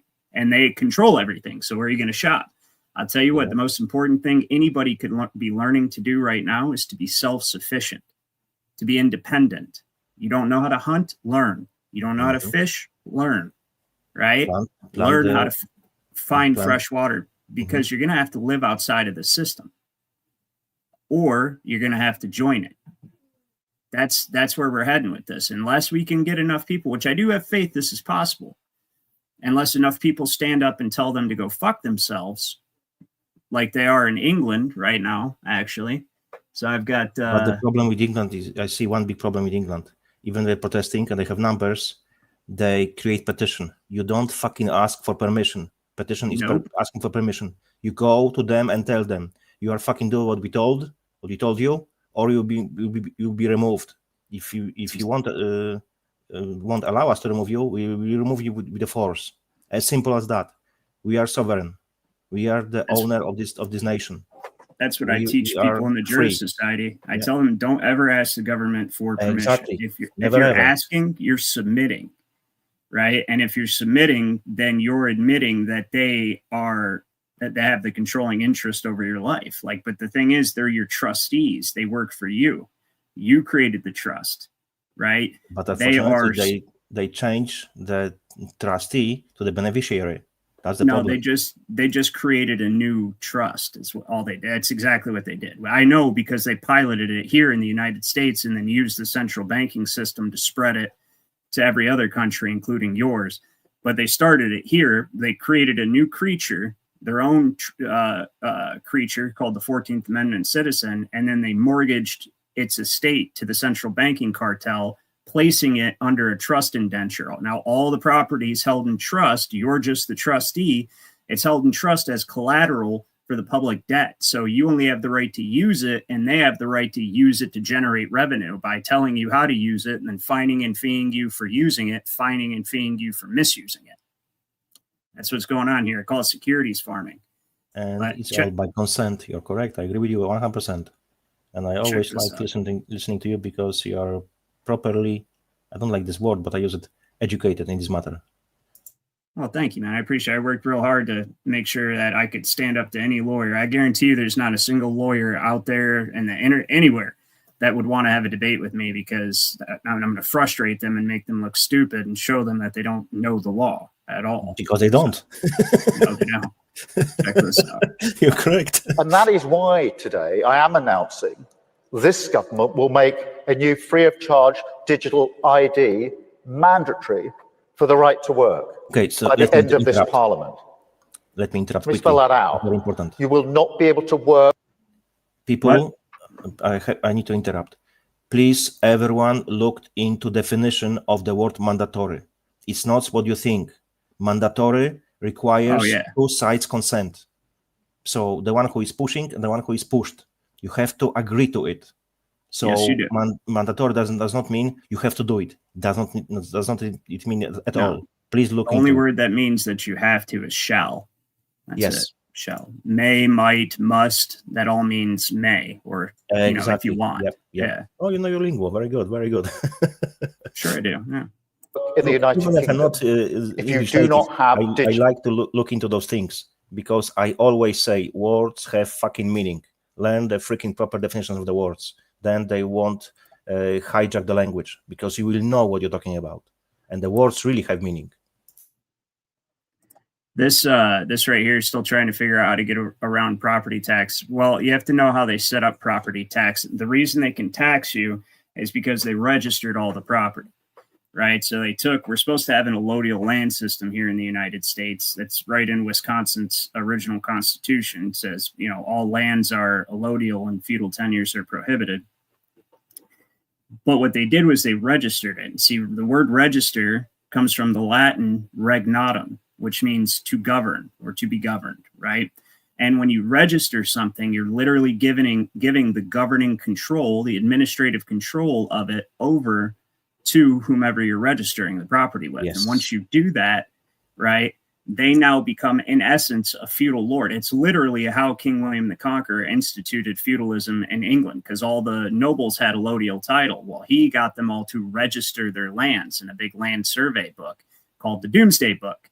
And once they did that, he gained the controlling interest over all the land and gifted it back out under title. And those titles, like I was telling you guys earlier, is a trust, right? Where if you can create a trust and you can get somebody to agree to be part of it, then they become subject to the script you're writing. If you look at the trust as a script and you get to determine what the trustee is and is not allowed to do with the trust property, you're writing a script, a role. And as soon as somebody agrees to it, they're bound by your script as if you just made law. That's why this is the only way they can make law. Because like Janusz said, man cannot make law, but they can write scripts and then get you to agree to be subject to the script. And that's what trusts really are, right? Mm-hmm. And so they registered all the land and they became, in essence, the feudal lord of that land. And now they merely just gift it out under title, basically. So like when you buy your home, right, you may buy the home, but you can't buy anything because there's no actual money. But let's just pretend for a second, right? But the land, you're still just a tenant on the land.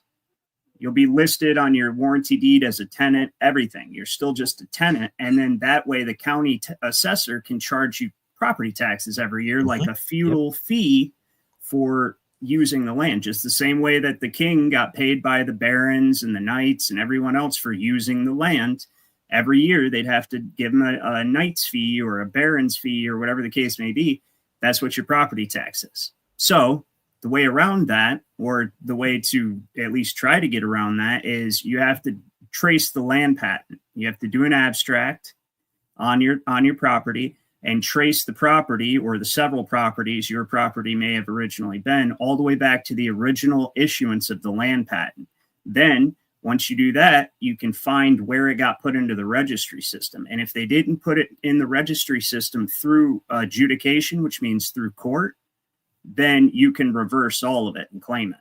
But that's how that's pretty much that's how you do it. Or you can put it in a private express trust is another way, but that's a little bit trickier. When it comes to land is the trickiest thing. They've locked that up in trust so tightly because literally your status comes from your standing with your property, right? So if you can actually be an allodial land holder, you're literally immune from on your property from anything they would want to try to enforce upon you. So yeah, that's and it's as well related to the so-called tacit agreement. Probably you know about this, Ryan. So simple example. For example, policeman, Garda, whoever comes to you and say, "Oh, man, you were speeding. It's let's say €50, $50 fee. Do you understand?" If you say yes, it means that you have just claimed that he is over you, because do you understand? So you put yourself below him and him over you. So you just get rid of all your rights.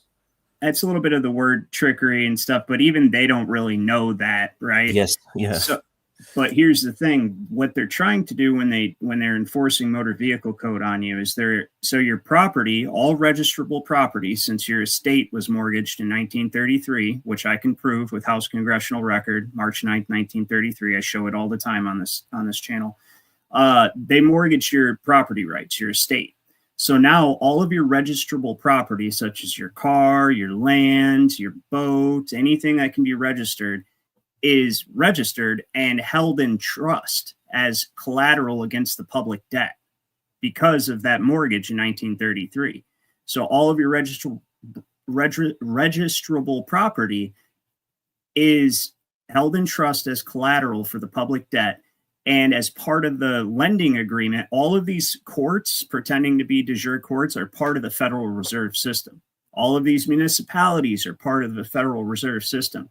So part of the law of mortgages is when something is mortgaged, the lender in the agreement, the one who gives the loan, has the right to the beneficial use of the property while the loan's outstanding. Or another way to put it is they have a right to the rents and profits. So take your car, for instance, right? You can't actually own your car. You only have the right to use it because your property rights have been mortgaged to back the Federal Reserve notes.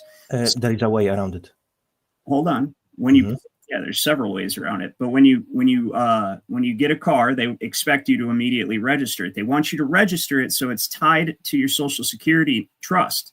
Okay. Now, everything that's attached to that public trust, that Social Security trust, can be used as collateral to create new debt security. So what they want to do is not only do they want to charge you a fee to use your automobile by charging you a licensing fee, registration fee, all that stuff, but then they want to tell you how to use it because the property's under administration, held in trust. So they create the motor vehicle code to tell you how to use it, and then they get to fine and fee you for the misuse of it. So what the cop is doing is he's coming up behind you, creating a state of peril with his red and blue lights, and he wants to create an attachment to your estate via the Social Security number. So he either needs your license plate number, which is attached to your Social Security number, or he needs your driver's license number, which is attached to your Social Security number. And once he gets that, he can then generate his own commercial paper, and he writes down a ticket, to $200 ticket or whatever, right?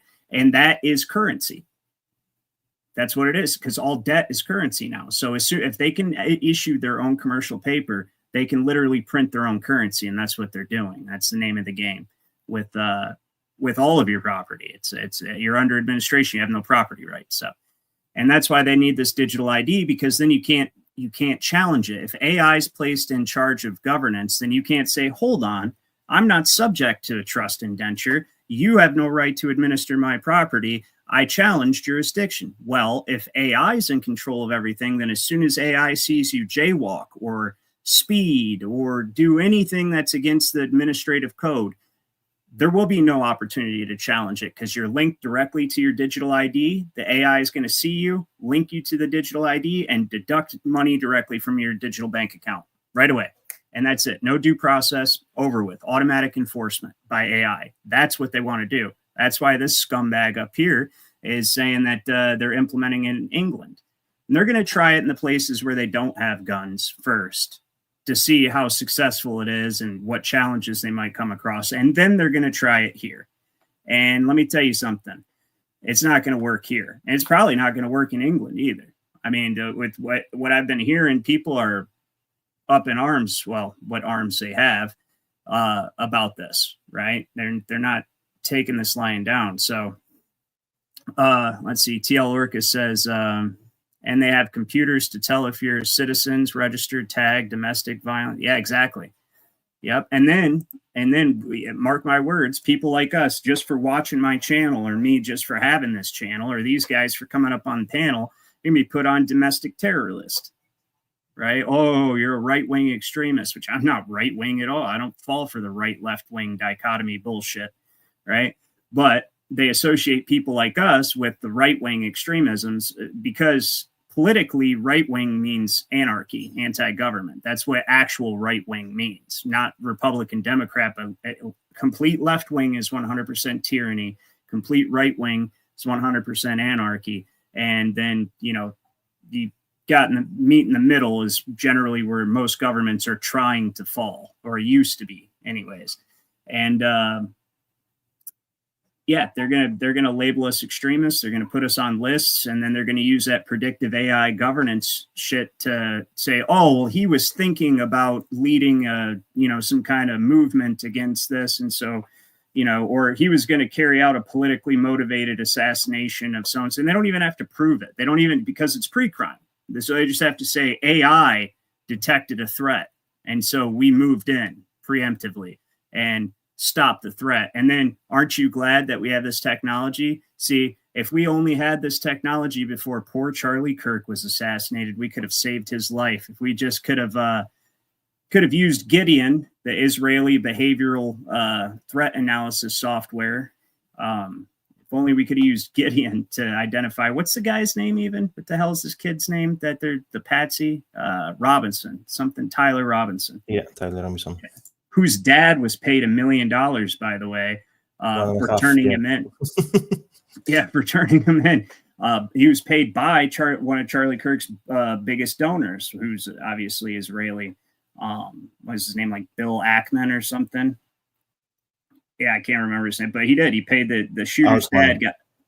He got paid $1 million for turning his kid in, which nothing like that even happened anyway. And in fact, all the reports right now, there's a report that just came out that said that he's essentially Tyler saying he's innocent. He's saying, I didn't do anything. I'm innocent. I was set up. I wasn't even anywhere near the college when the shooting happened and all this stuff. Yeah, that's what's going on. So, and he's like, I'm not suicidal. So it's gonna be interesting to see how that all plays out. Let me see, what is this? They found the patsy. That's what it is. Oh yeah, check this out. Did you guys hear about this? Oh, we lost Roger, did we? He took off. Yeah. He said that he has to go. Okay. Yeah, I just want to say one more thing, just in very simple words. Whenever you register anything with the government, including your child, with the birth certificate, you are losing rights to it. So that's why CPS can come to your house and claim your child. That's why, because you gave them your consent. It's all by the consent. You gave them control. You essentially abandoned your child by documentation. That's what happened. Yes. So. Did you guys see that? Did you see this, Janusz? Look. No, I didn't see this one. What the? I am trying to continue my run. This is on the National Mall, okay? I am not as good at streets as Nancy Drew is. She's much better at the street names. I am deficient in that area. So if you can picture this, okay, holy shit, this is insane, right?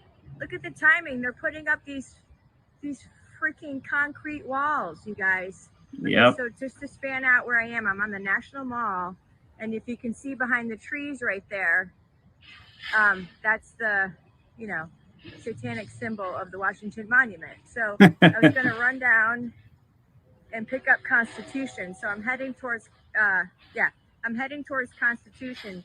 Constitution is right behind this wall. And I'm heading towards Constitution to go up to the White House to see the fencing. Check this shit out, you guys. I can't get any closer. Dudes. Yeah, so they're putting this wall up around DC, this concrete barrier.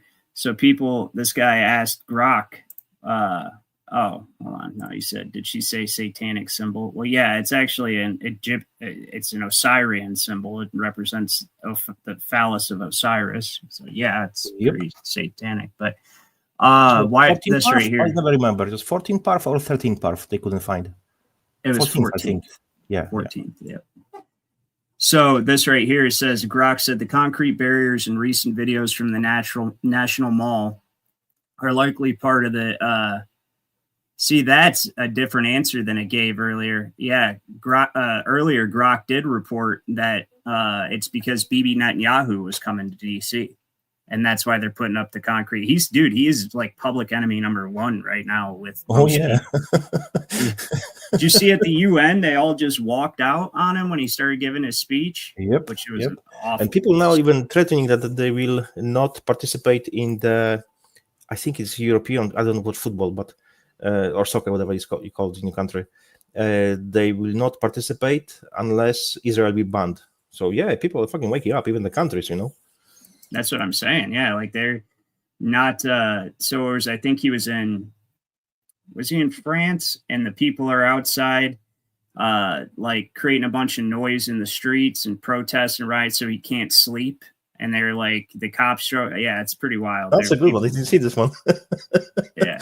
Well, this one is actually quite interesting. You can see this is the Rosh Hashanah service. I'm going to show you. Check this out. It's the Rosh Hashanah service. And this is an interesting insight into how they look at sacrifice. So check this out. What the fuck? The greatest lie. What the fuck? All right, here we go. The greatest lie humanity tells itself is that we have outgrown human sacrifice. What? We call it by different names now and make our offering to different gods. No, there's just one. Yeah, there's just one. As if that their mothers cry less when they die. We call masses of humanity collateral damage and turn our eyes away from the pictures of their lifeless bodies as we sip our morning coffee. What is happening? And the truth is, we don't do it because we are heartless. Why? We do it because we believe that it is necessary for the world to keep running. What? Yeah, okay, so we do it because we believe. Just to recap, he said the sacrifice is necessary to keep the world running. So we just rename it, but we have to do it. This is what they believe. They believe this. They believe that they're doing, this is that Zabbatian, what's his name? Zabbatai Zevi, and then the Jacob Frank, who is a contemporary of Rothschild's, where they believe that they're serving God by serving the devil. It's called accelerationism, right? They're accelerationists, and they believe that by sinning as much as possible and encouraging people to sin as much as possible actually hastens the coming of the Messiah. That, you know, they're forcing the Messiah to return and they really believe this. And so they think that by serving the devil, they serve God, right? That's all the elite that have these like spirit cooking parties and all that. It's what they believe. They believe that they're serving God. Yeah, go on. You said what? And what unfortunate is that so-called Christians believing that if they help Israel, help destroy Israel, then it will bring Christ again on earth. But they don't understand it will be the freaking Antichrist, not the Christ. You know, that could be why they're openly making everyone hate them. Like you can, like, if they're trying to PR campaign and stuff, they're doing an awful job. It's more like the opposite. Everything they do makes people hate them more. That's why they that's all the countries around them. Maybe that's why. Maybe they figure if we can encourage the destruction of Israel, it'll somehow trigger like a messianic prophecy. Yeah, They do believe it. They're nuts. Believe that the gods whose favor we so desperately seek, Yeah, just one. freedom, security, prosperity, flourishing, that they demand blood as the price of their favor. What? We do it because we cannot see any other choice. There's other choices. And maybe that's why we read the Akedah, the binding of Isaac, on Rosh Hashanah. Because the story of the Akedah isn't about inconceivable obedience. When Abraham prepares to sacrifice Isaac, he is just accepting the same bargain of blood we still accept today. That some need to die for the world to flourish. Yeah, it's pretty wild, isn't it? Mm-hmm. I dropped the link, the testimony of the soldier from IDF. I think it's like 2 minutes or something. It's pretty short. We can watch it as well. Okay. So well, it's from the horse mouth, first-hand knowledge. I gotta pull it up right over here, quick. Interesting. This is If actually. you can drop link to my channel because I don't have spanner, so I can't post it on the YouTube. You can't do. Okay, where's the? Oh, I see. You did say. Where's put it in the back, and I'll post it in the second. Yeah. If you want to plug your channel, go ahead, because after this video, I'm probably going to shut this down. But yeah, if you want to go ahead and give your channel plug, go ahead. Yeah, I just dropped it. Thanks. So oh no, guys, I meant like there you go. Yeah, there is like 34,000 videos. It's really, if you're really looking for any specific video, just write the word in the search field, and you can find really a lot of things. You can really learn a lot. So I don't agree with all the videos, all parts, because there's no perfect video. Never will be, never was. But there is, I believe you're intelligent people, so you can figure out what's lie, what's the truth, and it's plenty of info really to know about and to learn. All right, so there, put that. All right, let's check this out real quick.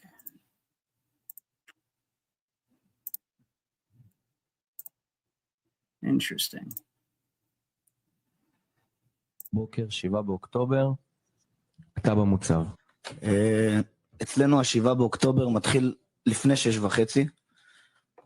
אני הייתי לוחם במחלקת מרגמות בגדוד. Okay, so if you're just listening to this, he says, I was a soldier in the mortar platoon of the Golani Brigade's 13th Battalion. 13, גולני, ובאותו לילה. And that night, myself, Yotam Sarur, my sergeant, Tamar Ben Yehuda, may he rest in peace. אני, יותם סור, הסמל שלי, תמר בן יהודה, זיכרונו לברכה, שלושתנו עושים לילה לבן. הרשינו לה... Three of us were pulling an all-nighter. On Sabbaths and holidays, we'd let ourselves pull an all-nighter until the dawn stands to... בשבתות וחגים במיוחד, לעשות לילה לבן עד לכוננות עם שחר, ואתם יודעים, יש לנו זמן.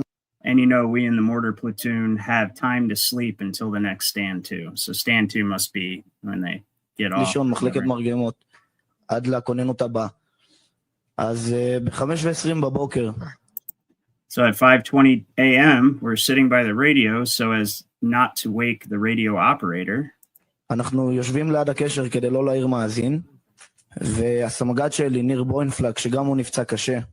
And the deputy battalion commander, Nir Boinfield, who is also seriously injured, and thank God he survived. וברוך השם הוא שרד. פתאום עולה בקשר. Suddenly gets on the radio with a strange message. בהודעה מוזרה. כל התחנות, לא יודע למה, לא יודע איך. Says all stations, I don't know why, I don't know how, something along those lines. שבסגנון הזה, אין סיור בגדר עד 9 בבוקר. No patrol on the fence. What time was this? 5:20 in the morning. באיזה שעה זה? 5:20 בבוקר. All stations are to hold their positions. Oh shit. So in terms of ground forces and Orev, we don't have anything significant. The brigade issued a directive for our forces pending a situation assessment until 9 a.m.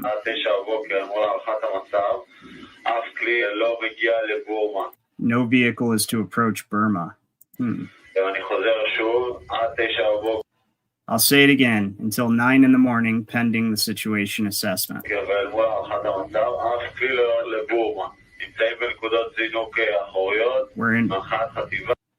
We're in rear staging areas of brigade level arrangement. I don't know exactly why.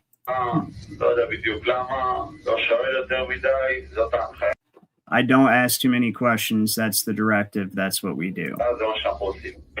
קצת לפני שהכל מתחיל. ואיתמר דופק לנו. A little before it all begins, and Tomer gives us this look like. נו, פרצוף כזה של... מה? What? ואתה יודע, אנחנו חיילים פשוטים סך הכל, לוחמים, לא מפקדים ולא קצינים שנוכל לשאול שאלות, זו הוראה של הסמג"ד. מקבלים את הפקודה הזאת ולא שואלים שאלות. Interesting. So he's basically just saying, it's, if you're just listening to this, that he's just a soldier combatant. They just follow orders. They don't ask questions. הורדת פקודה רגילה. ובאמת, אחרי שעה, 6:30. An hour later at 6:30. פתאום. Suddenly sirens. Okay. So yeah, they were given a stand down order. Yep. So it was all planned, all false attack. And how the fuck did they get their hands so fast on the high quality videos? And the supposed Hamas was in the clear new uniforms. How the fuck did they can manage to do that? To do that? I think it was Jews, to be honest. Well, thank you, Rem. Rem said, thanks for the work that we do, and I appreciate your appreciation. Thank you, Rem. Tinfoil Photography wants to know if you are on YouTube. Janusz. No, I'm not on YouTube. No, I'm only on Odyssey, because on Odyssey you can say whatever you want and you can upload whatever you want. So I lost my channel on YouTube around 30 times, I think. I lost count after 20 times. So then I just 30 moved to times? Odyssey. Yeah. So around 30, I think. Yeah, I was banned so many times, man. I suggested this to my dad, and I think it's something that we should do. Like everyone, all the creators who actually tell the truth on YouTube, though we're few and far between, and actually able to keep our channels, we should create like a code language and just upload one video to Rumble and then pin that video so that, you know, and just make it a couple minutes long. Like, hey, when we say this word, what we really mean is this. And when we say this word, what we really mean is this. And then that way we can say whatever the hell we want on YouTube and just speak in code. And then if somebody tunes in and they're like, I have no idea what these people are talking about, the pinned video, they just click it, go to that, and then it's like a translation. And then I think it could actually be kind of funny, right? That would work, but remember, people are lazy. People are lazy. That's the problem. So that's true. But these guys aren't lazy. The subscribers that come here generally. If they are on channel, they are definitely not lazy. So Say What says, I think our U.S. military would fire on us as well following orders. So I'm conflicted with that. They did do a massive purge. See, before the coup, I would disagree with you entirely. But during the coup, they really did purge a lot of military members that wouldn't go with the flow, and they did that through the jab mandates. So now I'd say it's a lot more likely that there's a lot of service members that would fire on us, but there's also a lot that would fight alongside us. So I don't think their best bet would be use our military. I've said this for a long time, that if they're going to take us over in a martial law type of scenario, that they're going to use a foreign military to do it. They would probably either use UN peacekeeping troops or the Chinese military, I'm thinking, because those, probably a combination of the two, really, UN peacekeepers and the Chinese military. They would take something like it because they'll never get our own neighbors and our brothers, sisters, fathers. But some of them will, no question. There's a lot of people out there these days that don't have any kind of moral code or compass. I agree. It's sad, but I was just following orders. They did that that experiment, obedience to authority. I remember. Milgram experiment, I believe. The Milgram experiment, yes, yes. Stanley Milgram. That's right. And just to see like how far people would go and the atrocities they would commit against their fellow man under the guise of being obedient to authority. And that study was sickening because it turns out most people if they believe they're following somebody who's in authority and supposedly knows more than they do, they'll do. Yeah, there is one recent one from the James Freeman, who is auditor, and he always exposes the corrupt cops. So he put the gloves, black gloves. He brought kind of like a piece of paper or whatever it was. He held it in his hand, and he was questioning police about their salary, what they do, and they were like, oh shit, he's authority, better you bow. That was fucking awesome, man. Pat says the word goyim is it just goyim, or did you mean to put goyim TV? Is banned on Facebook. Found that out yesterday. It's interesting. And then TL Orca said China's not going to invade California. No, that's because California is China. He's Jew himself. From his own mouth, he's a Jew. He confirmed it. He said it. He showed the graph. And he's gay as well. So don't fucking trust this guy. Who are we talking about? Handsome Truth. Handsome Truth? Yeah. Okay, yeah. Gotcha. I think he's from Goyim TV, if I'm correct, if I remember correctly. Yeah. He's saying a lot of good things, but mainly is to inflame people on the right to create inside war. Like before Charlie Kirk, there was a video released. Police was supposedly sitting on this video for like a month or over a month when the black fella stabbed the young Ukrainian girl on the bus. Which didn't have. That was so fake. That was, I think it was psyop as well. But they play this card, they go this way because, like I said before, America cannot be taken from outside. It has to be done from the inside. A couple streams ago, I showed that video of that Ukrainian girl. I actually have the full video posted on my X. I came across it, and the black guy and the Ukrainian girl. And when you watch, there's a reason they only show you up to the point where he's about to supposedly, get her. And they like froze that frame, and that's the only picture you ever see. Because if you actually watch the attack itself, it looks so unbelievably fake. Yeah. It's so bad. And then not only that, but there's nothing in his hand. And then it's almost like she forgets that she was supposed to be stabbed. So she's just sitting there looking at him with like this scared, like dramatic look on her face. And then she remembers and starts grabbing for her, or, feeling around her chest and stuff like that. But not once does she grab her neck, ever. Not one single time, which would be the immediate knee-jerk reaction of anyone who just got stabbed in the neck, would be to grab the neck and stop the blood from coming out, right? That's just what she would do. Yeah, you don't even have to think about it. And she didn't do that at all. And then she just slowly slumped off the chair. There was no blood on either side of her neck, no blood on her clothes. When she slides off the chair, there's just a little bit of bright red fake looking blood on the chair, but none of that blood that was on the chair is on her pants or the back of her shirt.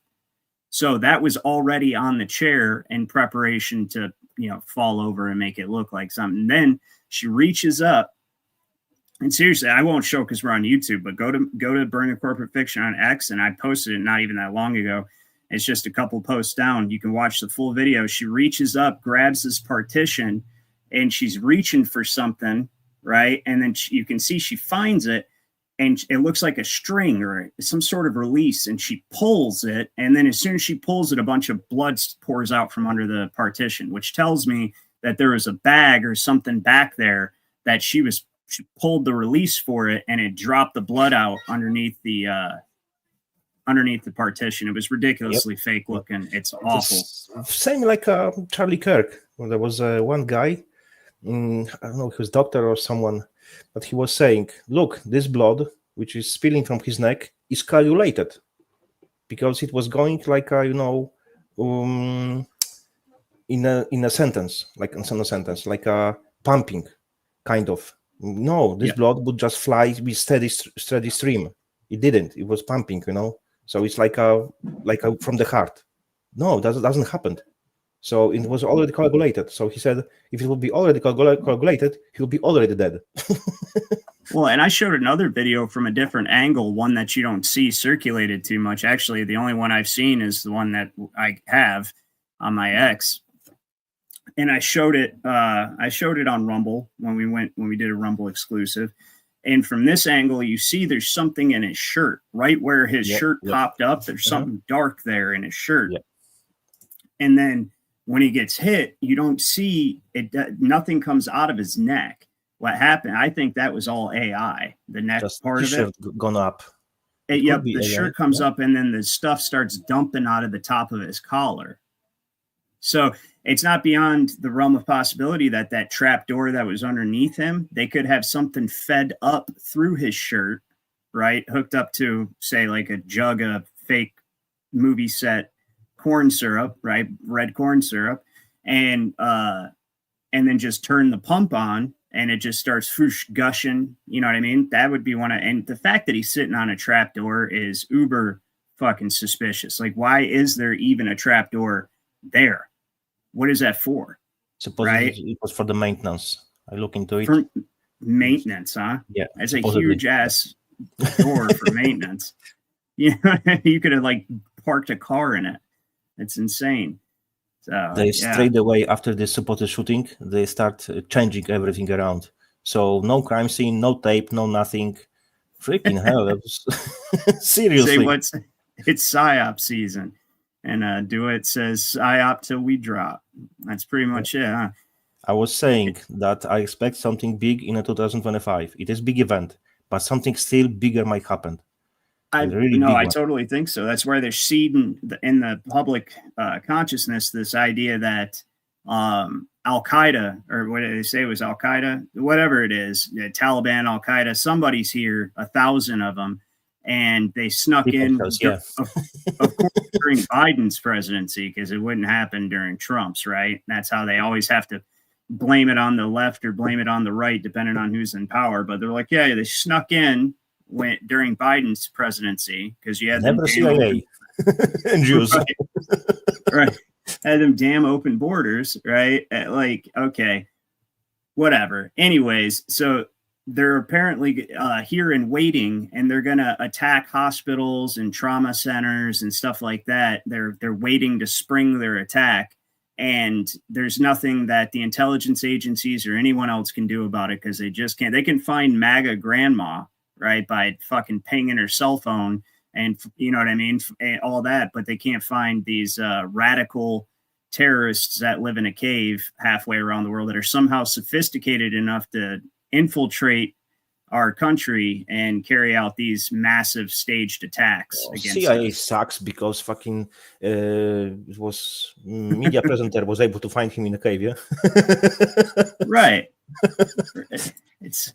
So you couldn't. The CIA couldn't find old dastardly bin Laden, right? They have the largest, most sophisticated and well-funded intelligence dragnet in the history of humanity, but they couldn't find this guy hidden in a cave fortress on kidney dialysis halfway across the world. Yet a CNN film crew and a reporter and his film crew not only found him, but was able to secure an interview with him and his top lieutenants and officers and stuff. And that happened just weeks. So that's the report Bill Cooper gave before 9/11. Bill Cooper went on his radio show and he said a CNN reporter and his film crew just waltz into Osama bin Laden's cave fortress hideout and interview him. And he says within a few weeks, he's going to attack the United States. And he says, whatever they're about to do and blame on Osama bin Laden, don't you believe it? He said that in June or July of 2001. Then September 11th happened. And then November of 2001, they killed Bill Cooper. Yes, they did. It was the sheriffs did. Yeah. One of the few real truthers, from my opinion. No, I agree. Well, I'll tell you what, if you get killed for telling the truth, that's a stamp of authenticity in my book. You know what I mean? So, yeah. And I can't really thousands of his videos on my channel. I think I have like a 95% of his videos because I'm a big fan of him, so I was really looking into everything what he released. Oh shit. And I have few drives just for him, I have like a plus 80 drives, maybe more now, I lost count. So I have just few drives just for him, for the videos. So yeah, he's the good guy. Who was the good guy? He was really opening my eyes. This tinfoil photography said the UK government has ordered mass casualty tents. Okay. Yeah, and they're walling off DC here, and they just called a massive meeting of all of our top brass, well, not ours, but the foreign corporation that occupies us, their top brass. So that's interesting. Yeah, something's definitely in the works. That implementation of the digital ID and so on, it won't work in the USA because they first testing in the countries when there is no weapons. I agree with you 100%. But how it might work in the US, because they already tested supposed attack to the internet and destroying the electricity. Remember, there were a few instances when they're attacking the power distributions, and they were saying it's through the internet.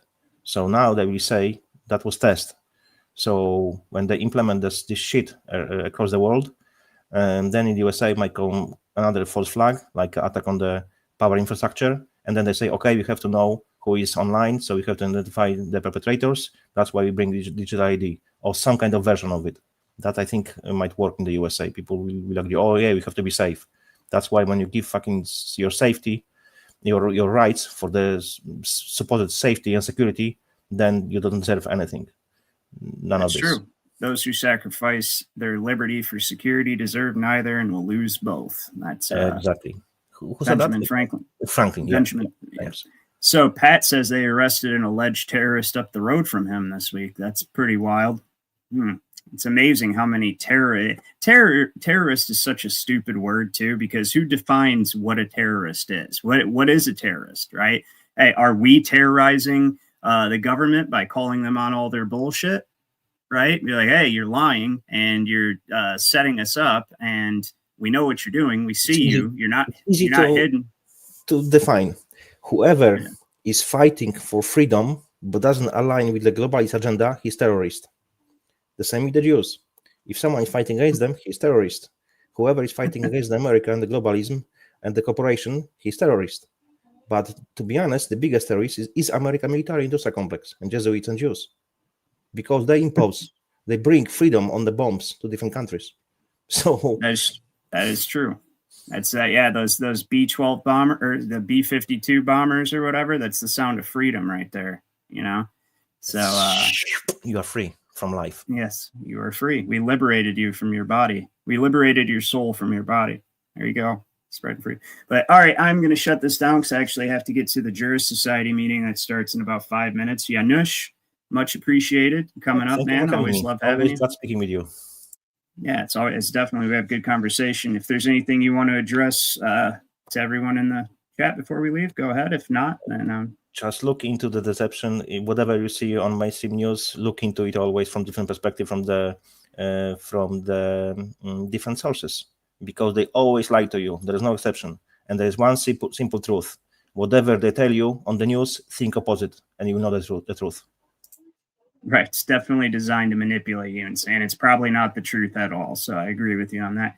And thank you, everybody in the chat. Always good to have you. I always appreciate your comments. You guys are funny as hell, actually, most of the time. So it's definitely fun. And I'll probably be streaming again tomorrow because I got some catching up to do. I took a few days off, like I said. So I'll probably see you guys tomorrow. Have a good night.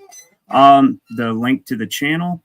Are you talking about for Janusz? Yeah, I'll put it back in the chat again. I put it in the chat a little earlier, but I'll put it again one more time real fast. So this is Janusz's. Everyone on my channel that people are awakened, not woke, awakened. And even if I disagree with portions of the video, I trust people to figure it out which one is BS in the video. So yeah, you can't throw the baby out with the bathwater. That's for sure. You got to be discerning. So. All right. Well, you guys have an excellent evening. You as well, Janusz, and I'll see you guys tomorrow. Godspeed, everyone.